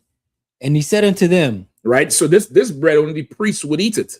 You get the point? This is not for everybody to come up there and eat this thing. This is the priest and the wine and everything there, because this is show bread. And it's just how, this is our culture. This is just our way, how it is. David coming there and eat the damn thing out. The Christian going to be like, nah, he's a low, he's this, he's that. This is the king of Israel. What the hell are you talking about? All right, go ahead. And he said unto them, the Sabbath was made for man, and not man for the Sabbath. Right? The Sabbath was made for man. The day of rest was made for man. It was made for you from the beginning. Read on. Verse 28. No, read that part again, 27. Like the Sabbath was made for man, and not man for the Sabbath. The Sabbath was made for man, but not man for the Sabbath. Flip that light on right there. But not man for the Sabbath. What does that mean? The Sabbath was made for man, but not man for the Sabbath. Let me let the young brothers answer. Go ahead, son. So the Sabbath was made for man, meaning that the Lord gave us this day to rest. And not man for the Sabbath would be yeah, that's the tricky part for me. Okay, you want to take a shot? Go ahead. Can I say what's I don't know the verse, but be not righteous over much. Think simple. Always think simple. The Sabbath was made for man, not man for the Sabbath. East Indians, they pray to the cow. We saw the video last week, right? They pray to the cow. They don't eat meat, right? For the most part, the East Indians, I think they're vegan or something. They don't like to eat meat. They don't like to kill the cow. The cow could walk all over them. The East Indians, you might need to look up some of the gods. You don't have to pull it up now, but they have a god in every part of the cow. The cow, them cows have the big lump on their neck. There's a god in that. There's a god in the horns. There's a god in the snout. There's a god in the dung. You could look up. In fact, you might have to pull that up, Shapad. Just pull up Hindu or I think it's Hinduism or East Indian image of gods in the cow, and you'll see how much. Go ahead. So every part of the cow, there's a god. There's a god according to them. Okay. I done ate all the gods, and I'm gonna eat more of the gods, soon. Now, what if I say the East Indian would say, "Oh, you evil for eating meat," and I say what? The cow was made for man, not man for the cow. What does that mean? It means the cow was meant for us to eat, not to worship the cow. Switch it to the Sabbath now. Break it down. So the Sabbath was made for us to rest, not for us to worship that day. That's it. Not to be a slave to the Sabbath. The Sabbath was made for me to do what the hell I want to do. I can't force nobody to go work. I'm not required to come to work. But everything else I want to do on that day, I can do. You get the point? I can do. The Sabbath was made for man. The Sabbath is to serve me, not me to serve it. You understand? But the Christians, they'll make you serve the Sabbath. They'll make you, they go to church. For the Christian, their Sabbath is Sunday, which is why they're off so much. Look at it. Look at this shit. You could X out that thing there, the little yellow thing in the corner on the top of the screen. Yeah, you could X that out. Don't worry about it. Salaki, sir, if I could. Go ahead. Hold on. You can put the blue background on. Go ahead, Arawadia. It's the goddess Lakshmi that resides within the cow. Say that one more time. The goddess Lakshmi in Hindu that resides in the cow dung. Damn. Lakshmi is one of the main gods too. Go over there to see where media assets is on the right-hand side. For 1 second now. Come down. Just stay away from that red button. All right. Go all the way to the bottom of that section. Scroll all the way down. Come up a little bit. Come up one more. You see the blue shield right there in the second row. Second row. You hit that to water. I appreciate that. Lakshmi is in the dung. I did not know that. You could go back to the comments to water. All right.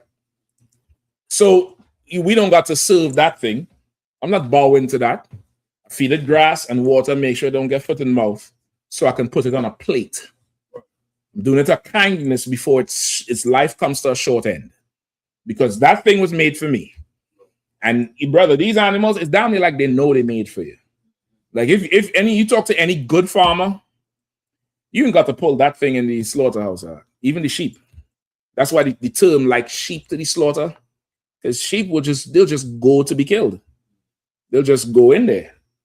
And that's it. If you're a good farmer, if you're a horrible farmer, of course, they're going to quiver in a corner because they're hearing something and seeing you roughing everything up. But brother, you're a good farmer. These niggas will just lay down. They'll just lay down, and that's that. They'll kick up when you slaughter them, but that's natural. Your body's going to try to fight to live, but they ain't going to fight you to go kill them. It's like they already know the shit. The Lord gave you stuff, whatever. You could grab a chicken up by the neck. He done. They're so fragile. You do that, their neck is broken up. And you put them in. They're made for me, not me for them. And it's the same thing with the Sabbath day, right? Read the next verse. Verse 28. Therefore, the Son of Man is Lord also of the Sabbath. Right. Therefore, you and I, we're Lord of the Sabbath. We're Lord of the Sabbath. So now we're in captivity. There's stores open. If your slavery doesn't allow you to buy food on the Friday, you need to go to the store for something, man. Go to the store. in practice, in rehearsing the righteous acts, try to buy it in a week. Get the point? Nobody gonna come to and cut your head off for working or slaving on a Saturday, but in rehearsing the righteous acts, if I could get off, I'll get off. Now, if you're a priest and prophet in the Israelite school of the UPK, you are strongly urged to not slave on the weekend. Why? So you could come work for the Lord on the weekend. You get the point? You could come and work for the Lord on the weekend. What's the precept? We just read it. The priests work on the Sabbath day. That's how you could have a Sabbath service. What you're doing is in service of your nation. It's not an employment like selling tires. You get the point? Now, you brothers in here, you come to camp, right? Your day Saturday starts, depends on where you live, sometimes 6, 7 in the morning. The brothers from Virginia, they leave in 5, 6 in the morning to drive up to DC. And DC when we had to go to Virginia. If you have to get some for your household, is it even in your mind to get it on a Saturday? Oh. You'd be an idiot if you wait until Saturday, right? When you call your camp leader, it's slack, it's I need toilet paper. What are your camp leader going to say? So why are you trying to get it today? Brother, you had all week. How much time you heard that shit? You had all week to get this. Nobody charging you for the Sabbath day, but I need you at camp. I don't care about no damn toilet paper. Slack it. You have all week. It's rehearsing. It's rehearsing the righteous acts. When we get our kingdom, will you need to go to camp? Oh, you love camp so damn much, huh? I love camp too, but I love counseling over oppressing the nations even more. I want the kingdom so we don't need to have camp. I want to hear about a camp on the east side of Edom where some devil is talking on the streets about their kingdom. Oh, I'm gonna fucking show up. I'm gonna stand on that corner with a hood on and listen. And as soon as he said, "Love, some death to the Israelites," and they see the fucking headpiece. I want Shabbat headpiece, big, and I want a sword, boy. And as soon as that's down near the signal, I lift the damn hood up, and all of a sudden, niggas just start appearing out of everywhere. Nobody gets to run. What you was just saying? Say it again. Oh, in the kingdom. Nah, bro, I want to crush camps in the kingdom. They're going to have their little rebellions. We're going to get the word. They're going to send a bird, a raven. The raven come and land and take the little thing off his. There's a rebellion in Moab. The fuck is wrong with them things?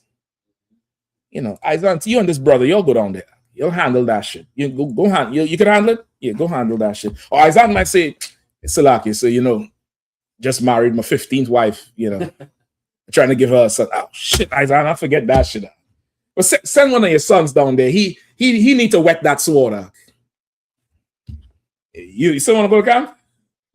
All right, Tawada, brother. Listen, once again, we're not in a position to imagine the kingdom. We really don't know. You have to have time to think about it. You gotta be like, damn, I wonder what it's like to rule. What could it be like to really have real power over these people? Go ahead, Shapat, please. It's like for me. Just what you were saying, where you know, you unveil your hood and it's time for action. Mm-hmm. Like I'm thinking about, you know, when our bodies change in that twinkle in the eye, and then we go to that Hebrew Academy with Christ in the wilderness, like we're gonna be on something else. We're gonna be able to destroy something too. You know, to go right along with that. They want to have camp in the kingdom. Say that one more time. You know, like when you say you put your hood, took your hood off, and it's time for business right there. Like how dangerous we would already be from Hebrew Academy in the wilderness, and the body changing in the twinkling of an eye. Mm-hmm. Yeah, listen, I mean, we could sit and talk about this all day, but the problem is, at some time in the conversation, somebody's going to say, I got to. Come on, finish it up. Come on, Yatazar. Go to work. I got to go to work tomorrow. How much times y'all heard that shit? Hey, man, I got to go to work tomorrow. Imagine talking all night about extorting a nation. That's what these devils doing in them. You won't rehearse the righteous acts for that? You won't pay some tithes for that shit? You wouldn't stop getting high, stop going to the strip club, stop aborting kids. You wouldn't stop doing that just to be able to sit all night with the best liquor. I mean, grapes that you see grow and somebody puts in a press and you could go see where it ferments. And you staying up all night and you're all just talking about the math and what we could do and tax them 0.5% more. So when you see the oppressor talk about the housing market, it was 2.3%, but now it's 2.2%. That's better for buying. And you like, how is a point something of a percent? Because that's enough for them to still extort money from you. Yeah, I love camp. You all know I love camp. I love that pulpit of wood, brother. But I love it because of what it could get me. I don't love it to the point that I want that to be forever. I want to be able to put that pulpit in a museum. Just like how you go to the White House, that desk is there. They said it was made from some shit, the wood. It have a whole history with the wood they used to make the desk. And then the desk was, sat in by so many presidents. I want to have the pulpit up there and say, who stood on this command during Yahanna? John Hyman, John Mayak. Look at these pictures with this camp and this bootcase. That's the same podium. Can I touch it? No, you can't. If your fingerprints will deteriorate. The same thing they say in the museums. They don't let you touch shit because they say the oil from your hand going to deteriorate. I don't give a damn. I'm going to make up some myth. They say if you put your hand close to it, it'll break your fingers. Something. That's what I want. I want that shit. And because of that, I'll rehearse the righteous acts. Come on, Levi, real quick. Me, I don't want. Not too long ago, they had a expose at the Penn Library in Philadelphia about the Haitian Revolution. So I went there and I'm looking at the documents I don't want that these people have, our records. And I'm just thinking about it. Like, how the hell these heathen have our behind a glass? I can't even touch it. Mm-hmm. This is how much rulership they have over us, where our stuff, they have control of it. And we just got to go looking at it behind a glass, or it's just I mean, brother, it's so much power to get in this thing. Let me finish this the Sabbath one. Give me the last one I want in Luke, all right? Real quick. Luke 14. All right, and then we're gonna get into the 250. I think we have a heckler. Let me see that comment out. Shapat, let me see that comment out. You switched off of the screen way too fast. Hold on. We say who cares what day it is? Nobody works. Am I feeling my fellow ninjas? Great. I like them type of devils. I like them type of devils. He say, wow, you guys write yourself into every story. I think that's you, devil. Right. I think that's you. You're the last samurai. You're the last of the Mohicans. Right. Matt Damon make a movie saying the Martian, and it's about him. I was expecting to see aliens. He's the Martian. How many fuck is that? I don't get that shit. How is you talking about we write ourselves into everything? Everything came from us. The Bible says Jacob is the former of all things. What is you talking about? But I like devils like that. Him, that's my bread and butter, brother. It's my bread and butter. Let me get his precept up. This the book of start at 3, sir. Yeah. Okay. Come on. This is the book of Luke, chapter 14, verse 3.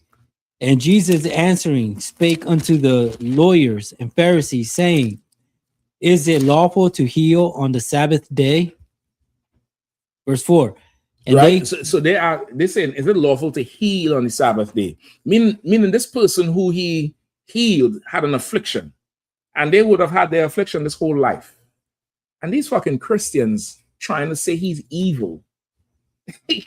How many Sabbaths this man spent in hell, or this woman, whoever he healed? And they're so evil, they're trying to say Christ is wrong for healing on the Sabbath day. They didn't understand the Bible. They didn't understand it, and they're stupid as, a box of rocks. They're dumb. Go ahead. Verse 4. And they held their peace, and he took him and healed him and let him go. Verse 5. And answered them, saying, which of you shall have an ass or an ox fallen into a pit, and will not straight away pull him out on the Sabbath day? Verse 6. And they could not answer him again to these things. He had to cut them. He's saying, you want to charge me for this dude. But which one of y'all donkey could fall into a ditch on the Sabbath day? Because, of course, they're the religious leaders. 1 second. And then you would not go pull him out. And they couldn't answer because they have done it. They probably did it that same day. That same day to come down there and charge him, they probably have some old expensive chariot driven by, donkeys or horses or something. And some shit happened that morning. And he's saying it. And they're like, oh, shit. How the fuck he know he did it? Cut it. Let's go. And that's usually how it happened at camp. You might see a brother might say something in mic at camp, and you see the person and they look and then they walk off. And you, to the people looking, it's like, oh, he got cut. You have no idea if the Lord done had you say something that happened to that person 2 hours ago. Right. And in their mind, it's like, fuck he know. But they can't stand there, and that would mean you niggas is right. So they leave. You get the point? That's, once again, this is his program, man. This is not ours. Like, nothing we do or say is from our accord. Keep going on. Very lucky. When you were brought to the camp, I wanted to say a second thing, but the first thing, it was crazy. Like in the scripture where it say it brought up an animal. It's like it's evil. It's evil. You understand? And not understand, what the Lord really trying to say right there. Because it's like that they would have left their brother down there too. Like if their brother fell in the hole based off what they saying, you down there now. You got to stay there. I mean, the Bible said the Lord will pour His Spirit out unto the youth. Young men gonna prophesy. Like that's a leveler. Like you okay, yeah, you'll pull your animal out the ditch. Mm-hmm. I'm pulling this brother out a ditch. He's in his ditch his whole life. Mm-hmm. You want me to leave him there one more day? You're an evil motherfucker. You're evil as shit. And that's okay. Dealing with Christians, their questions are not really questions. Right. They're just evil as shit. Mm-hmm. And you just being there, it bothers their existence. So they got to say something to do what? To make you look like them. They want you to be evil because they're evil. They're some evil ass motherfuckers. So that's it. So really, you're not gonna find something that's saying don't buy on the Sabbath so much, because if you do, show it to me. It's possible I could have forgotten. Somebody could do a quick search if it comes up. But that's a conflated doctrine. You wouldn't be able to buy because nobody's supposed to be slaving. You would buy the day before. Now, we in captivity, we rehearsing the righteous acts. You may not, Saturday might be your only day off. I think there's an old video in Baltimore. This sister who used to go with them candy canes, right? The one who used to call himself the comforter. He died in prison from COVID. He got locked up from stealing money. They say he embezzled over $5 million from the organization.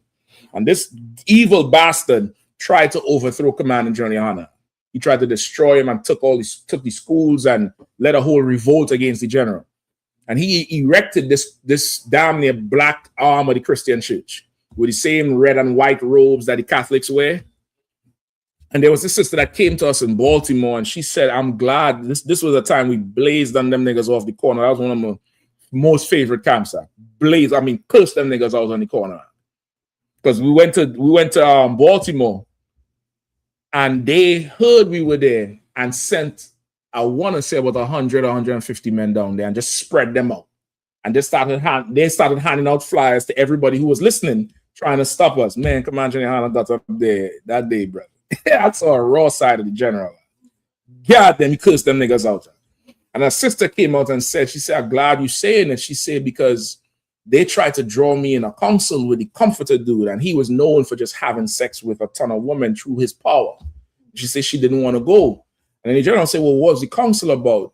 She said, well, I work all the time, and my only day off is Saturday. And they say I was evil because I went to the store.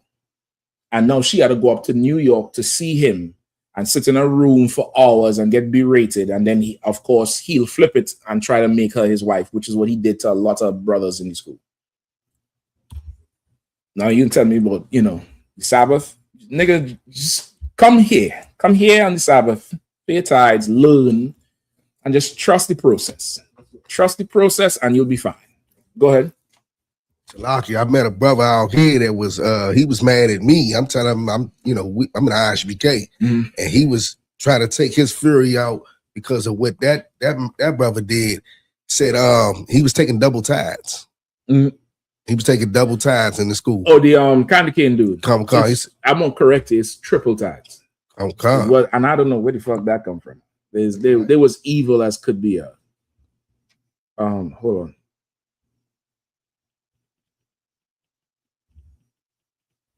Okay.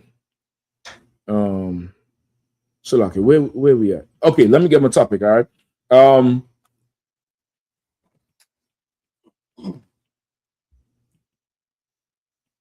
One second.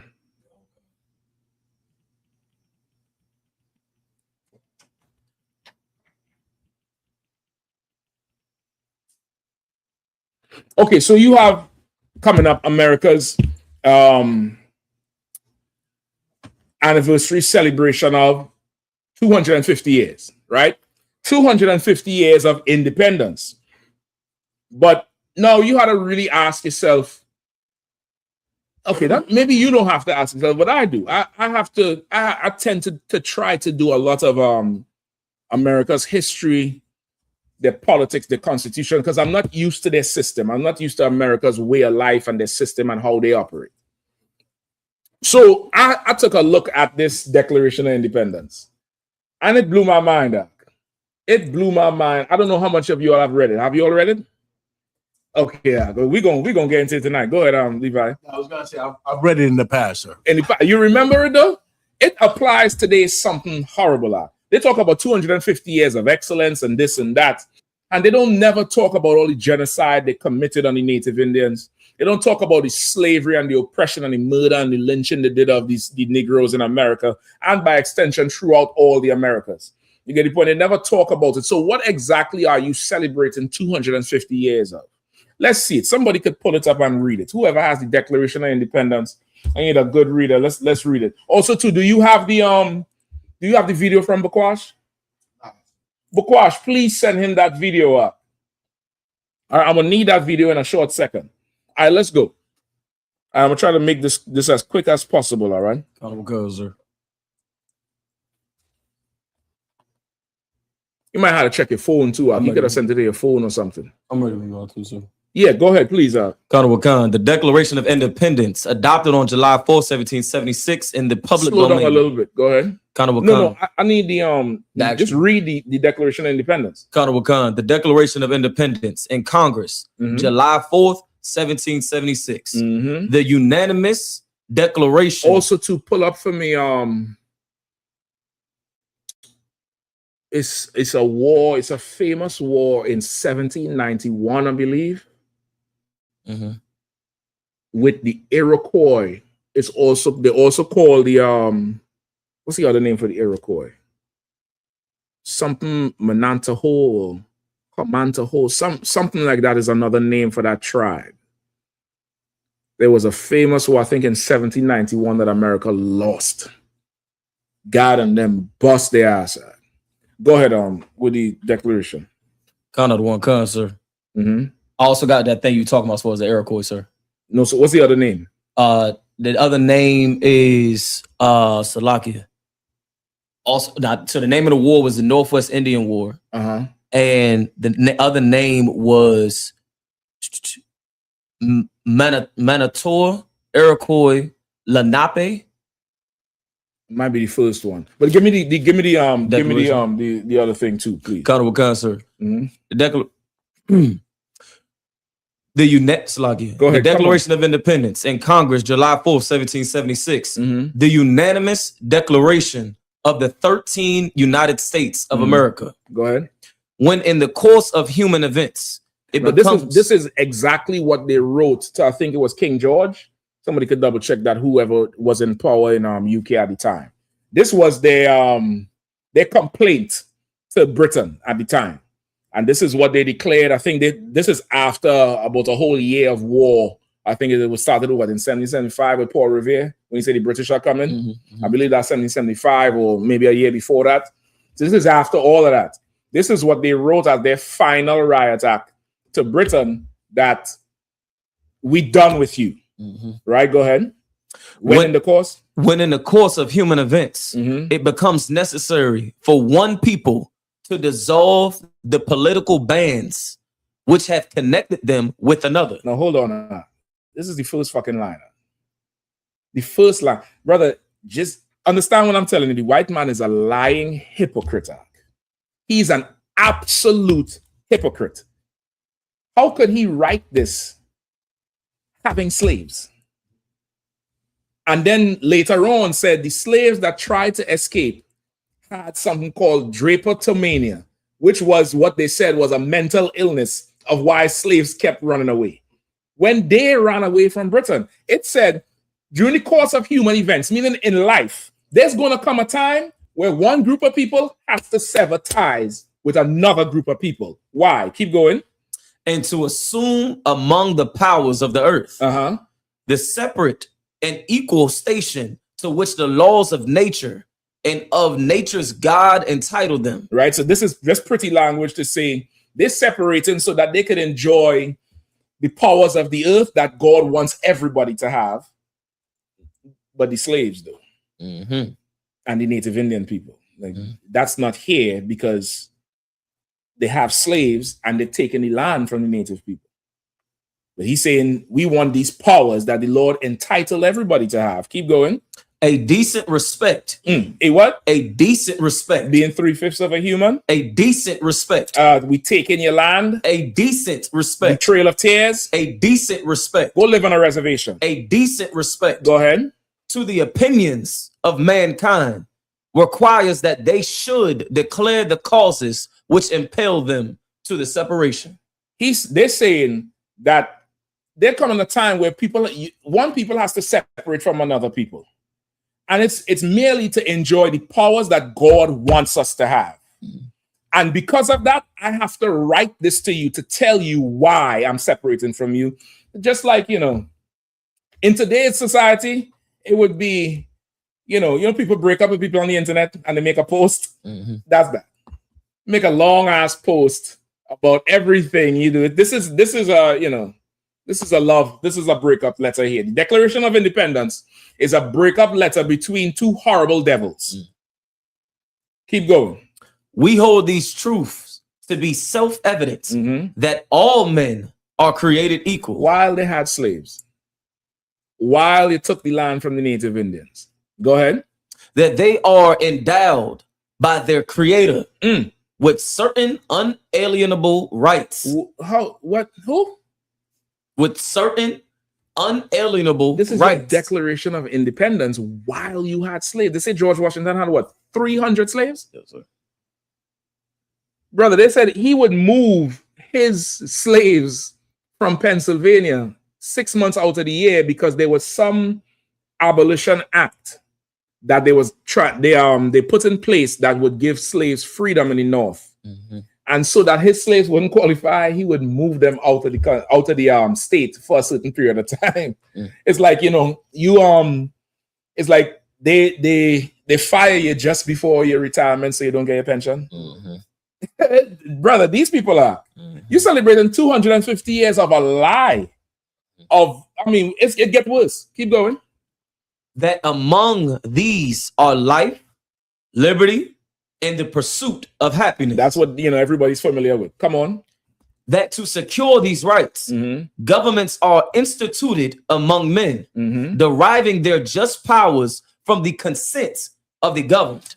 So now to be able to enjoy life, liberty, and the pursuit of happiness, men must make a government for themselves, by themselves, meaning men had to get together and decide who's going to rule over them and be okay with these men ruling over them, which is where they say the democratic process comes from, which is opposite to England because their rulers come from what? An election? Where does their ruler come from? Well, some retard has sex with somebody they call a queen and make a prince, and the throne just passes to him. You get the point? Or some war and some other ruler would take it over. But they say, we're going to reject this king and we're going to elect somebody or a group of men who we think will chart our future and give us the rights to liberty. What is life, liberty, and the pursuit of happiness? Which is why it's so ironic that white people was protesting Trump with no King's Day. Because when you look at the history, it's damn near a mirror of what's going on. Go ahead. That whenever any form of government becomes destructive. Becomes what? Destructive. Becomes what? Destructive. Repealing Roe versus Wade. Destructive. Repealing, no, in fact, not the repealing Roe versus Wade, trying to take away the birthright citizenship. Destructive. Destroying the whole federal government, firing everybody. Destructive. Sending your sons back to war. Destructive. Instituting tariffs that caused Americans to pay way more than they had. Destructive. Whenever a government becomes what? Destructive. Go ahead. Of these ends. Of these ends, which is life, liberty, and the pursuit of happiness, which white people are angry for today because Trump lied to them.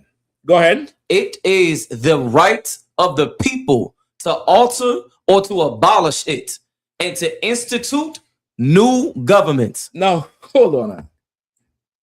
They're saying their Declaration of Independence is like, we're going to do away with you because we're not happy with you. When you analyze what this king was doing, you see for yourself is exactly what Trump is doing right now. Brother, we on the verge of something that's going to happen here. I mean, it's going to be amazing to see. Come on, Shabbat, please. Quick question. UPK Makola said, is it the gradual abolition act, sir? The Gradual Abolition Act. That's the name of the act that he didn't want his slaves to qualify for benefits act. So he would just move them to increase perpetual slavery. He just moved them, which is, again, the white man is cunning. Let's keep going, actually. Good time runner. Go ahead. That's right, Makola. That's definitely, I think that's the name of it. Go ahead. Laying its foundation on such principles and organizing its powers in such form as to them shall seem most likely to affect their safety and happiness. He's talking about the oppressive government. That this oppressive government is going to lay certain things that is going to threaten their life, threaten their happiness, threaten their liberty. Now, what did we see happen in the last 2 years? That the average American, they started feeling like niggas. They started feeling a type of way. And somehow there's like, we're losing America. Meanwhile, we've been complaining forever about it and they didn't care. So it's like the Lord, the general always say, for our life to get better, white people have to understand what it is to be black and Latino. And white people understood it. It crystallized in their brain with that lesbian broad who got shot in Minnesota. And then the other guy who got shot in his back, the doctor or the medic or whatever he was, the nurse. They was like, how could you just gun down an innocent man? He didn't do nothing. And that's what they say. He didn't do nothing. Now you know what it feels like. Now you understand it. Keep going. Prudence, indeed, will dictate that governments long established should not be changed for light and transient causes. So now he's saying prudence, indeed, meaning wisdom, will say. In other words, he's saying, I'm not writing this Declaration of Independence so that anybody who is upset with the government should just overthrow it. You shouldn't just overthrow it for any light transient causes. What are those light transient causes? Slavery, poverty, the housing market, too much tax, if you're black. That's light and transient. So what? You get beaten up, you cop shot you, whatever. Accidental discharge. He shouldn't have been resisted. Not light transient stuff. Go ahead. And accordingly, all experience have shown that mankind are more disposed to suffer while evils are sufferable than to right themselves by abolishing the forms to which they are accustomed. We just went over that in class. He's saying, I'm not saying just by any whim and fancy, you should just come together and overthrow your rulers just because you're upset. He's saying, I'm not saying that. And he say, even experience with ruling, we know that the natural way of man is just to suffer what's going on rather than change from what they're accustomed to. Meaning, people will suffer some sort of discomfort rather than try to change it. So I'm not giving you a license to do it, and I know it's not as easy to do like that because you know what they say, let worse prevail till better could be done. You ever heard that? If it ain't broke, don't fix it. Devils today say they have a saying. What do they say? We don't desire perfection, we're happy with good. Because they're caught in a quandary now because Trump done lied to them. So they ask, they'll if you ask them, are they angry with America? They say no, but I believe we don't need to seek perfection. We're good where we're at. We're just, yes, we did some bad things, but we're good. Well, that's different to what Christ said. Christ said, be ye perfect. That's what he said in the Bible. That's right. All right, keep going. But when a long train of abuses and usurpations. Read that again. But when a long train of abuses, when there's a long list of abuses done by this ruling government, go ahead. And usurping authority, meaning you going against what's the established thing. So he's now charging them with breaking the chain of command and doing things out of order. You're abusing us and you're out of order. Go ahead. Pursuing. What's the king name? Anybody looked up the king? George III. So he's charging King George III with abusing the American colony and usurping his authority, meaning they have certain laws and protocols that he's not following. He's breaking them when it comes to them. That's according to George Washington and them. Go ahead. Pursuing invariably the same object evidence. Let me catch up to you. What's the last thing? After usurpation, sir. But when a long go ahead. Pursuing invariably the same object or object evidences, a design to reduce them under absolute despotism. Right. Despotism. All this pretty language, like it's rough reading shit from the past. It's rough, but if you take your time, you can get it. He's saying, after a long list of abuses and usurping your authority, you pursuing the same evidence.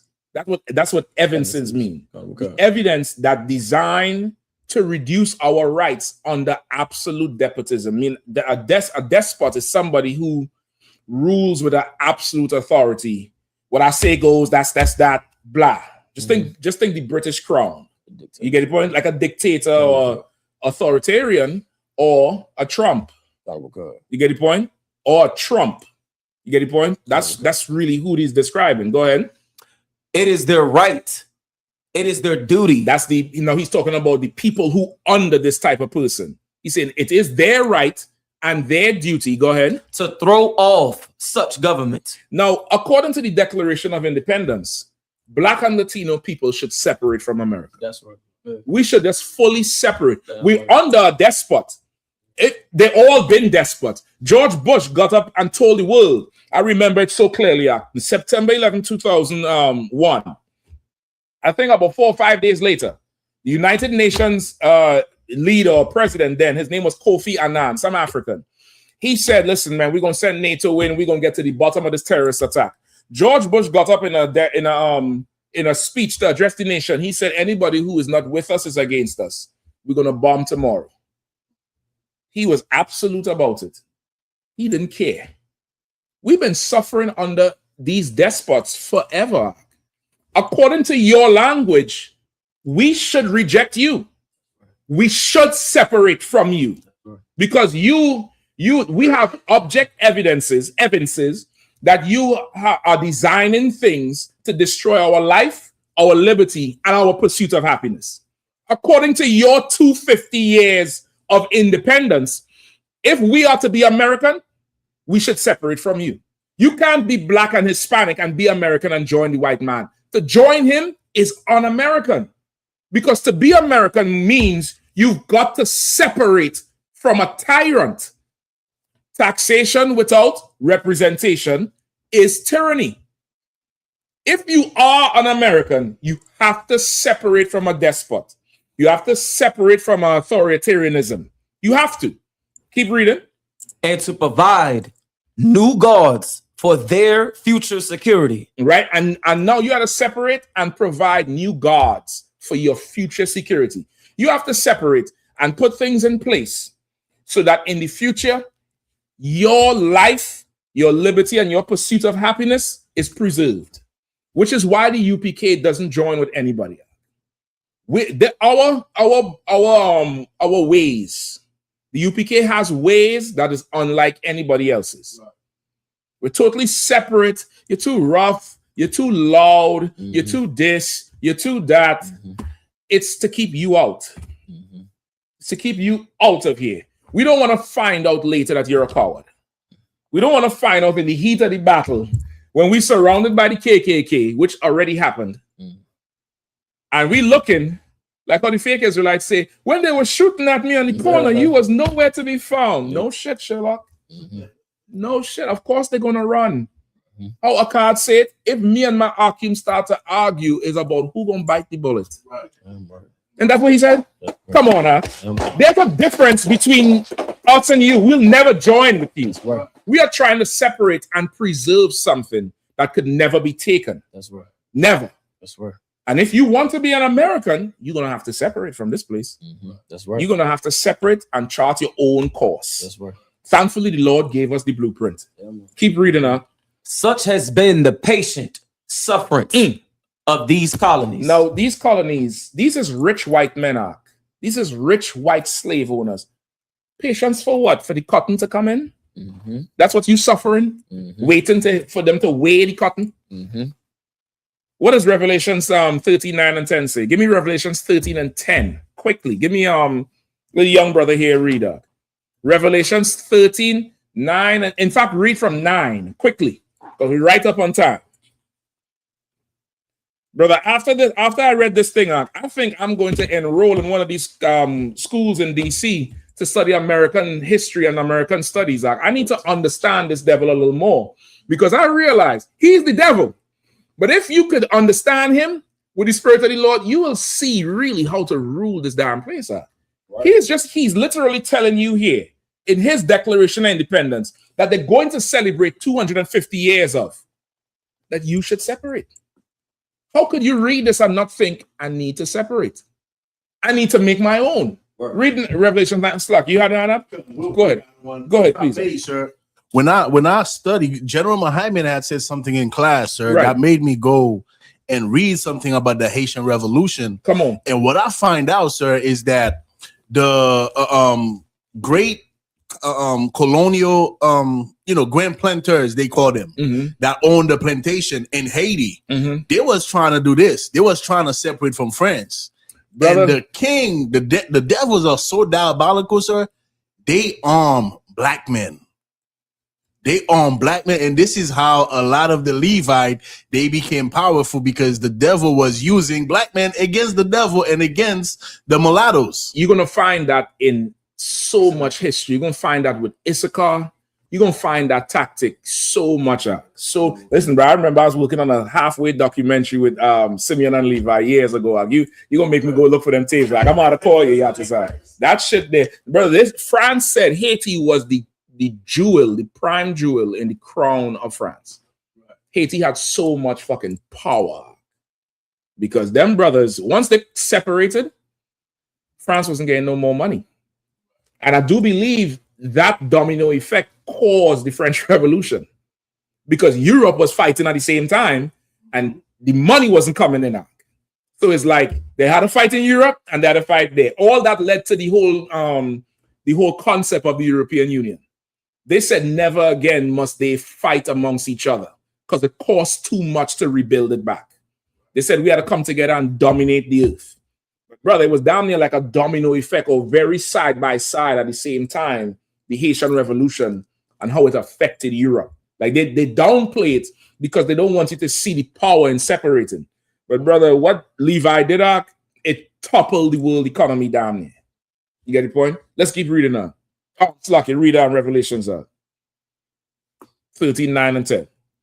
Revelations chapter 13, chapter 10. Verse 9. Verse 9. Verse 9. Uh-huh. If any man have an ear, let him hear. Go ahead. Verse 10. He that leadeth into captivity shall go into captivity. Go ahead. He that killeth with the sword must be killed with the sword. That's what the Bible says. That's written in red. Christ said that. If a man lead into captivity, he has to go into captivity. If a man slaughters and murders with the sword, he must be slaughtered with the sword. Keep going. Here is the patience and the faith of the saints. Now, there's some people who is patiently waiting for this to happen. Who are those people? In short, come on. I raised my hand. I am. You know what I'm saying? But Okay, give me it according to the precept quickly. Those who practice those who went into slavery, those who was killed by the sword. That's who's patient. That's we're patiently waiting because we are suffering those things. What the fuck is he suffering? Read that part in the thing again, huh? Such has been the patient sufferance of these colonies. The colonies, oh, poor colonies. Poor colonies. King George sent you all out to cut cane. Tend to the horses. You all was living fat and wealthy, and he was taxing the skin off of you, and you didn't want to pay no more taxes. Like who? Like who? Like Trump. Remember, he doesn't want to pay the taxes. Remember, he didn't even want to turn over his tax records. Remember? Because he wants to make all this money without paying the damn taxes. You understand? Keep going. And such is now the necessity of which constrains them to alter their former systems of government. And now, because of all of this, because of all the suffering, and because of all the abuse and the usurpations, all while they're whipping slaves out. They're writing this, whipping slaves, and they're writing this. Somebody in that somebody look up. Oh, hold on. I think it's that same war. We probably can't go into that war in 1791. But somebody look up where George Washington gave an order to go burn. I think it's the same Iroquois to go burn their fields out. Somebody look it up. There's a speech he made or order he gave to burn the fields of these Native Indians. And they said he told them to just burn everything so that they starve. And he said a few other things. Please, somebody look it up quickly. What's going on? What you need? I need the charges to keep reading. Let's use the other one in the meantime. Okay, come on, sir. Just use the other one in the meantime. Oh, for your phone? Yeah. Oh, no sweat. All right, no sweat. Okay. Don't worry about it. Just focus on the thing. He got it. Go ahead. Such has been he got it. Ain't no sweat. To water too. Such has been the patient sufferance of these colonies, and such is now the necessity which constrains them to alter their former systems of government. So right, all the slavery that George Washington and them went through, all this oppression and having their babies sold, they have to alter their state. If you altered your state just from extra taxes and England giving you new laws, what should we do for what you did to us? Shouldn't we at least separate from you? Shouldn't we at least say, you know what? We'll do better than what you did. You fought the British and held taxes. We'll pay you your taxes and not worship your God and not celebrate your Thanksgiving, not celebrate your Christmas, because that's the American way. The American way is to separate from a tyrant, from a despot, and to write an article of independence. Well, it's already written for us. It's the Bible. And the Bible says, gather together, O nation not desired. One line. We don't need a whole dissertation here. We don't need that shit. We got one line. We one hitter quitter. Gather together, O nation not desired. If you are Black and Latino and you want to be a real American, you should separate from America according to their Declaration of Independence. Right. Go ahead, Makula asks, is it the Washington Farewell Address 1796? I can't remember the name of it, but check the speech where he said, go burn everything. Go ahead, please read what he said. Yeah, if I may, sir. It's the most well known of these action was the Sullivan Expedition in 1779. I think that's the Sullivan. I think that's the name I remember. Go ahead. And Washington's written orders to Sullivan that's included 1779. This is after independence. Right. 3 years. Go ahead. His written orders included directing the campaign against the hostile tribes of the Six Nations. Why are they hostile? Why are these 6 nations, the hostile, remember they get together. Why are they hostile? Ensuring the total destruction and devastation of their settlements. Why? Why you think they're hostile? You was hostile 4 years before. Right. You don't understand when another man is hostile, when you threatening his life and liberty and pursuit of happiness. You don't understand that. No problem. For the 250 anniversaries, instead of lighting a grill, separate from America. Be a real American if you really want to. I ain't finished, Levi. Keep going. Come on, sir. Explicitly ordering his troops to ruin their crops now in the ground and prevent their planting more. He ordered them to burn all their crops. They ran them off the land. Then he said, burn the crops and destroy the ground so they can't come back and plant no more. I think it says it there. He said, I want them to starve to death. Not be killed in war in them. To waste away. Brother, right there, sir. It says it. Please read it. It says here, the expedition successfully destroyed over 40 villages and burned an estimated 160,000 bushels of corns and extensive food stores. As a result, hold on. They threw tea in the river over Britain because Britain was ruling over them and being oppressive. What the fuck God and Reuben did to you for you to do 160 bushels of corn? You just destroy people. Keep going on. As a result, thousands of indigenous people were displaced and forced to seek refuge at British-held Fort Niagara, where many perished from the subsequent winter conditions and starvation. That they wanted to just kill everybody. You were our King George Washington. You were the British to us. And we still came and served you and fought in your military and been your native Indian code talkers and showed you how to survive and share culture with you, you devil bastard. Right. Lock it, sir. Your 250 years is going to sign, seal, and deliver the Lord's judgment. Go ahead, Arawadia, please. By the way, this Sullivan expedition was during the Revolutionary War. See? After they don't get the independence, right? After they don't declare it, I should say. Like they wrote this nice dissertation and still couldn't see our humanity in the shadow of theirs. Keep reading this thing here. The history of the present king of Great Britain is a history of repeated injuries and usurpations, all having indirect object the establishment of an absolute tyranny over these states. To prove this, let facts be submitted to a candid world. So now he's saying the history of King George in Britain is repeated offenses, abuses. What have you done to us, America? What is your history that you gonna celebrate? You tell me. You'll go look up the battle at Little Bighorn or the Battle of Wounded Knee. Go look up those things, man. Go look up the Trail of Tears. What have you done to us repeatedly? Should we not separate? Should we not do the same thing? Right. If you really want to be independent, you want to celebrate 4th of July, separate. Separate from America. Start it on the 4th. Your declaration is already read. Keep going. No, there's a few. There's about, I forget how much. There's about 20-something items he wrote here of charges against Britain. All right. Give me, hold on, let me see where we are. Give me number 5. They're not numbered, so you had to count down. Okay. 1, 2, 4, 5. I got it, sir. He has dissolved representative houses repeatedly for opposing with many firmness, with manly firmness, his invasions on the rights of the people. Now, read that again.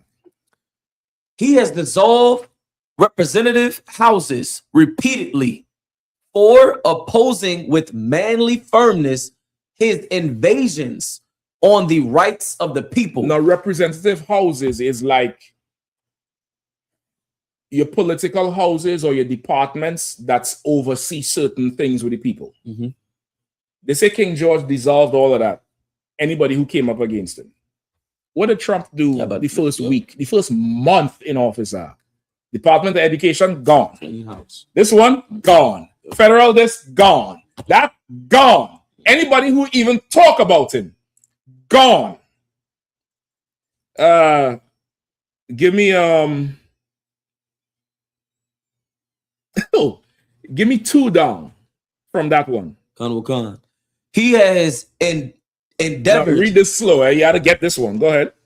He has endeavored to prevent the population of these states. He said King George has ventured or was driven to stop the population of the states, of the colonies. Look how. For that purpose, obstructing the laws for naturalization of foreigners. So King George stopped immigration. Yep. Damn. We shouldn't separate.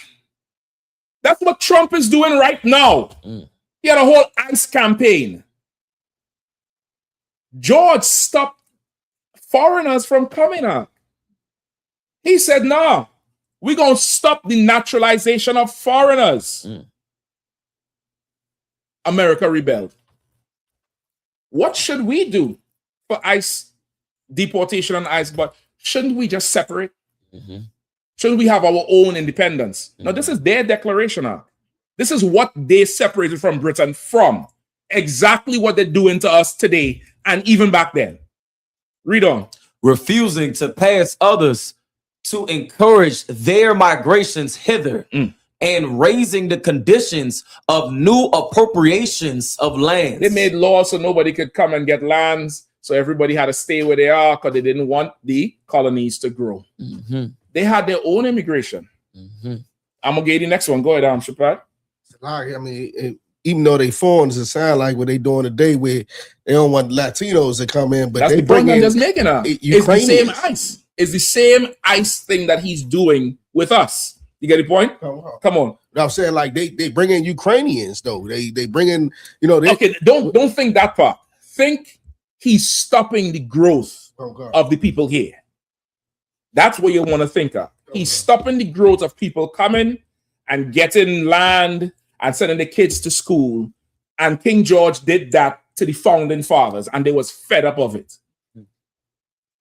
We should separate. We should have our own independence. Go ahead. If I may, so real quick, I don't want. Would that not be similar with the big corporations that are benefiting from Levi and Issachar, being here, and now Trump is affecting their business? Well, now this is the mirror. The mirror is there's a gulf starting to develop between white conservatives and white loyalists to Trump. And because of what happening, he talked a good game in the campaign, but they're not seeing it. The business is getting hurt. The tariffs mean that they had to spend 1.5, 2 times to order the same goods from China and wait 6 months. So now there's like, are we still going to support this man, or do we get him out? Are we going to have our own revolution? And the loyalists is saying, stick with him, give him time. Same thing with King George. Same thing with them back then. You get the point? That's what's starting to happen. They're starting to have a divide. Starting to have there's a little schism going on that they're not seeing. All right. Give me give me 2 down from that one. He has made judges. No, hold on. Get ready next one. He has erected a multitude of new offices and sent hither swarms. No, not that one. The next one after the one. Go up. He has obstructed. He has obstructed the administration of justice by refusing his assent to laws for establishing judiciary powers. Now, his assent to laws, meaning he's going to have to assent to stand. So you stand to the law, like you stand when a general walk in.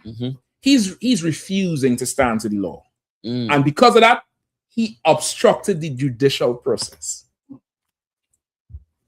Now, brother, at this point, I had to Google this document 3 more times because I thought this was some fake AI shit. I couldn't believe this was the Declaration of Independence. I thought some college student wrote this shit and then duped me out. And I couldn't find a different one. So somebody out there, If with the real Declaration of Independence, please stand up. Because this cannot be it. Because Donald Trump is King George. I mean, brother, let's read some more. Okay. Did you get it here from Bukwash? You'll bear with me. Bukwash, please, I'll give him a call. I don't know where he sent it. You'll bear with me a little bit. I'm going to go over the time a little bit. Because this year, I can't believe it. Go ahead. To the next one? Yeah, please. He has made judges dependent on his will alone. Read that again. He has made judges dependent on his will alone. Ain't that what the Supreme Court Justice, the SCOTUS, is made up of? It's 7 judges, I believe. I think 4 of them is Republican. And he's been working on that since 2016. They had some case they was on. I forget which one it was. If it was Roe. You know what? Hold on. Shapat, he sent me the damn video. Salakia. I think he sent it to me. How you want me to send it to you? Okay, hold on. I'm sending it to you right now. All right. Salaki Bukwash.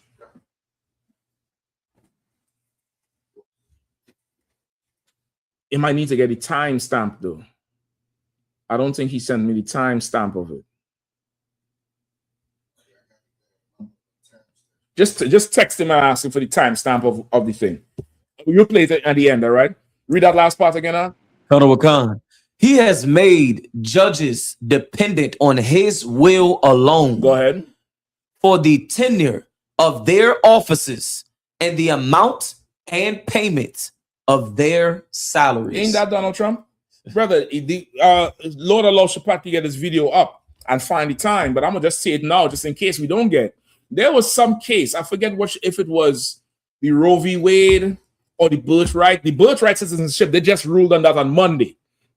But there was something else before. I forget the actual case that the Supreme Court ruled against Trump. I think it could be the ICE thing. And Trump went on, he got in front of the camera and he said, they are a disgrace to their family and America. They should be ashamed of themselves. They are an embarrassment. And somewhere in that speech, he said, what the hell did we put you there for? If you want to be an American and you're Black and Latino, you need to separate. That's right. If you really want to be American, if you really want to be America, you have to separate. That's you right. can't join. Right. Because America didn't join George. That's right. And George is doing the same thing Trump is doing. That's right. The only thing I see in here that the only thing George didn't do was grab them by the PUSSY. I looked up and down in here for that shit, and I didn't see it. But I somehow think it's going to come up later. Keep reading. He has erected a multitude of new offices. Say it again. He has erected a multitude of new offices. ICE. He has erected a multitude of new offices. Doge. He has erected a multitude of new offices. Go ahead. And sent hither swarms of officers to harass our people. Brother, at this point, I'm sure this was an AI dupe. I'm sure this can't be the Declaration of Independence. I think I just wasted the last hour. Anybody knows if this is the real one? Because at this point, this is 2025, 2026. He erected a whole new office and sent swarms of officers to harass their people. Is this what George Washington wrote in 1776? Anybody know? Because I don't think it. I didn't send you the article, right? No. I didn't send it to you. You pulled it up on your phone. How the fuck we put up the same fake news? How the hell we do that shit? You have it? How long is this tape? You might could just play the whole thing. It's just hit share right there on top. No, right there in the tab. No, right. Just look right above the picture. Right. Make the whole screen big. Come down in the video. Make the whole screen big. Make sure the volume is up before you play. All right. Online. Pause. Online. Let me know if you could hear it. Go ahead. Supreme Court's ruling on tariffs. Deeply disappointing. Right. The Supreme Court ruling on tariffs. Pause it back. Members of the court. Let's go back and pause. Absolutely ashamed. Pause it. Pull it back a little bit. He said this is for the tariffs. When the Supreme Court ruled that he has to pay back all the tariffs he charged. I don't know if you remember that shit. All the tariffs he was charging, they say he had to pay it back. That's unconstitutional. He come out, Pull it back when he coming out again. Pull it back. Pull it. Listen, you need to be independent, Black and Latino. Go ahead. Look at him. He vexed. The Supreme Court's ruling on tariffs is deeply disappointing. And I'm ashamed of certain members of the court. Absolutely ashamed. Pause. I'd like to. Why is he ashamed of certain members? Because he put them there, just like George did. It says he has made judges dependent on his will. He's doing the same thing. Go ahead. To thank and congratulate Justices Thomas, Alito, and Kavanaugh for their strength and wisdom. Pause. That's the 3 judges that voted that he could keep it.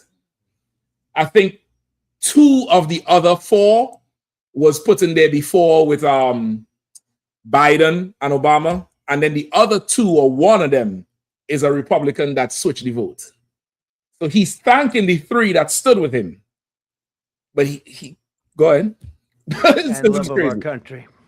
The Democrats on the court are thrilled, but they will automatically vote no. They're an automatic no, just like in Congress. They're an automatic no. They're against anything that makes America strong, healthy, and great again. They also are a, frankly, disgrace to our nation, those justices. Others think they're being politically correct, which has happened before far.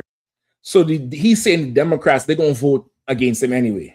But he said the others are a disgrace to our nation, meaning the other Republican that was supposed to vote his way is a disgrace. Keep going. Too often with certain members of this court, and it's happened so often with this court.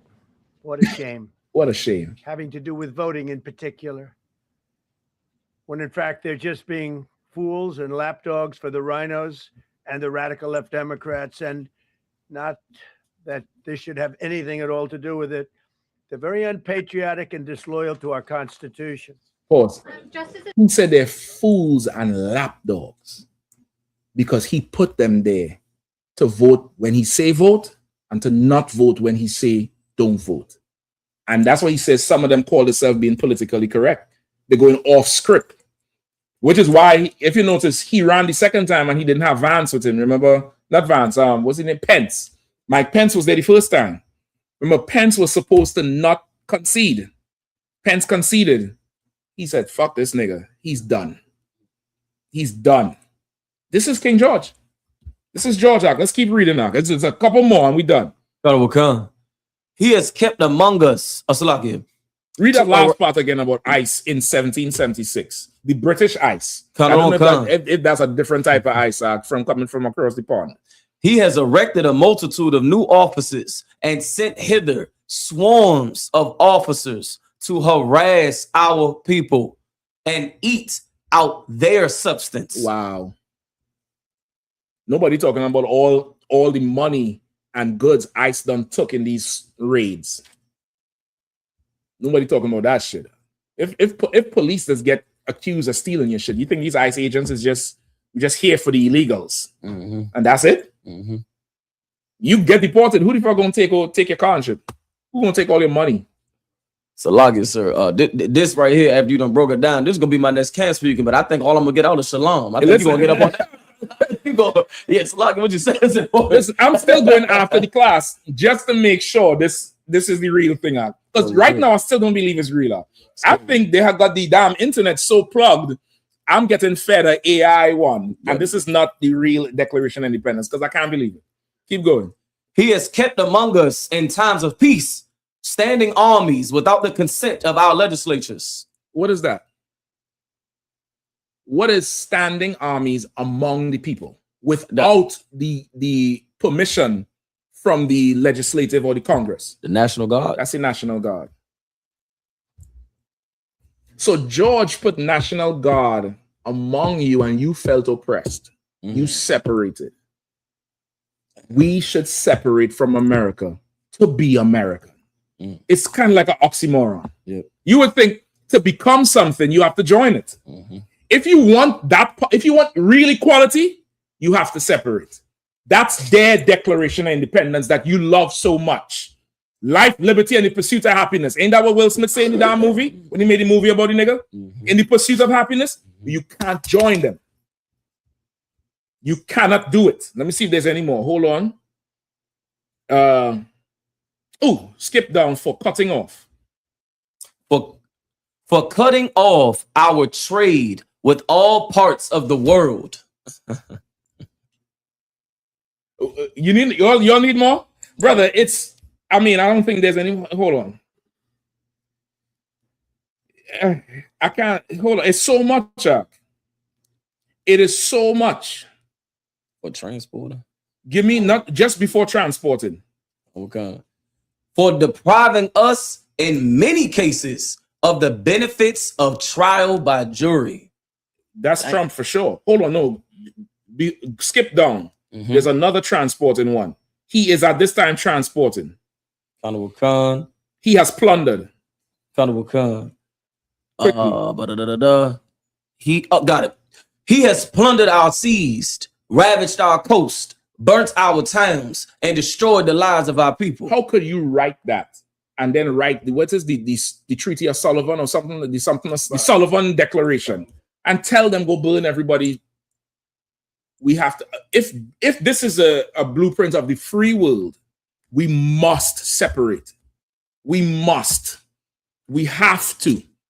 That's what the official report says. You ever hear the what they call the coroner's report? We're doing a whole autopsy on the Declaration of Independence. We're cutting this thing down the middle and seeing the real cause. The real thing, the findings we finding right now, coming straight from the morgue, is that we have to separate. That's right. We have to. There's no other way. Give me one more. Give me the last one. Very last one? The very last one. He has excited. Yep. He has excited domestic insurrections amongst us. Who are we talking about? We talking about George or Trump? Read on. And has endeavored to bring on the inhabitants of our frontiers the merciless Indian savages, whose known rule of warfare is an undistinguished destruction of all ages, sexes, and conditions. He's saying George threatened to recruit Gad and Reuben to fight against them.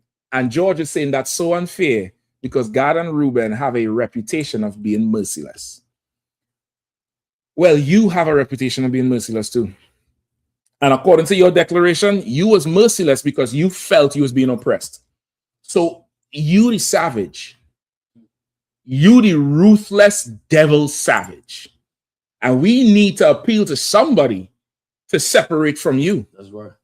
Like you mad about it. And this here, brother, there's a whole other side of this I wanted to go into. You know that they have a love-hate affair with things they want to kill.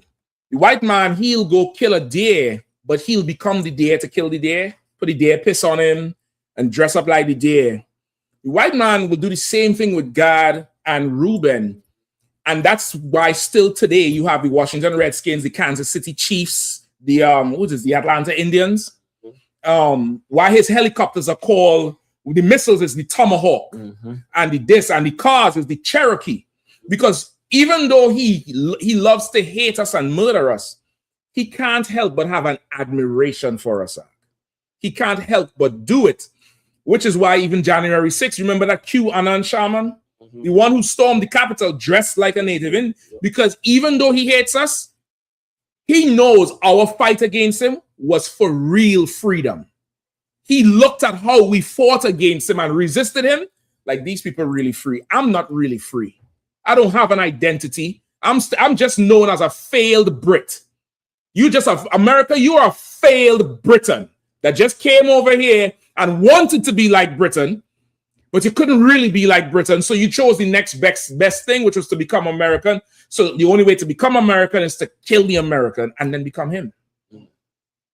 If you really want to separate, if you really want to celebrate 4th of July, you must separate from America. It's a necessity. You have to do it, or else you're not really American. You don't believe in the Declaration of Independence or the Constitution. With that, I pass the class over to Priest and Officer Boy.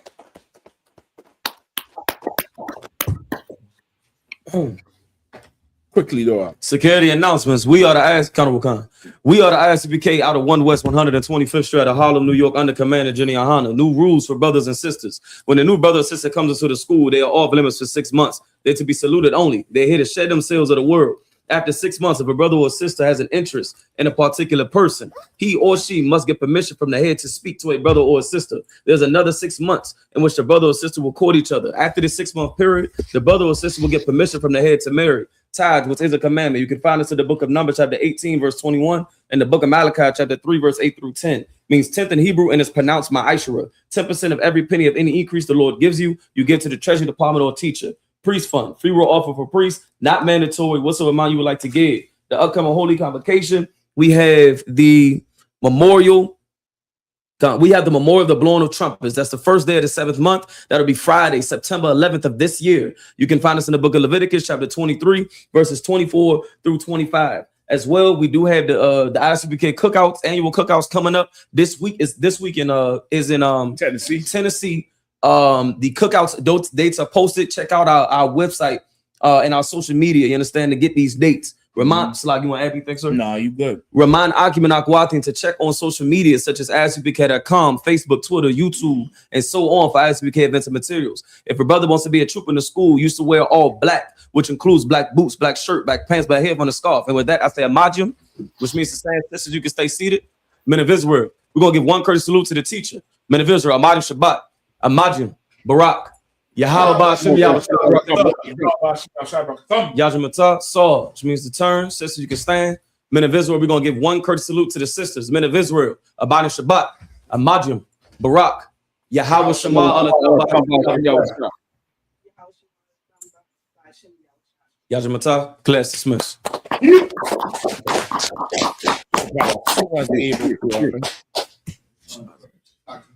As soon as you're able to.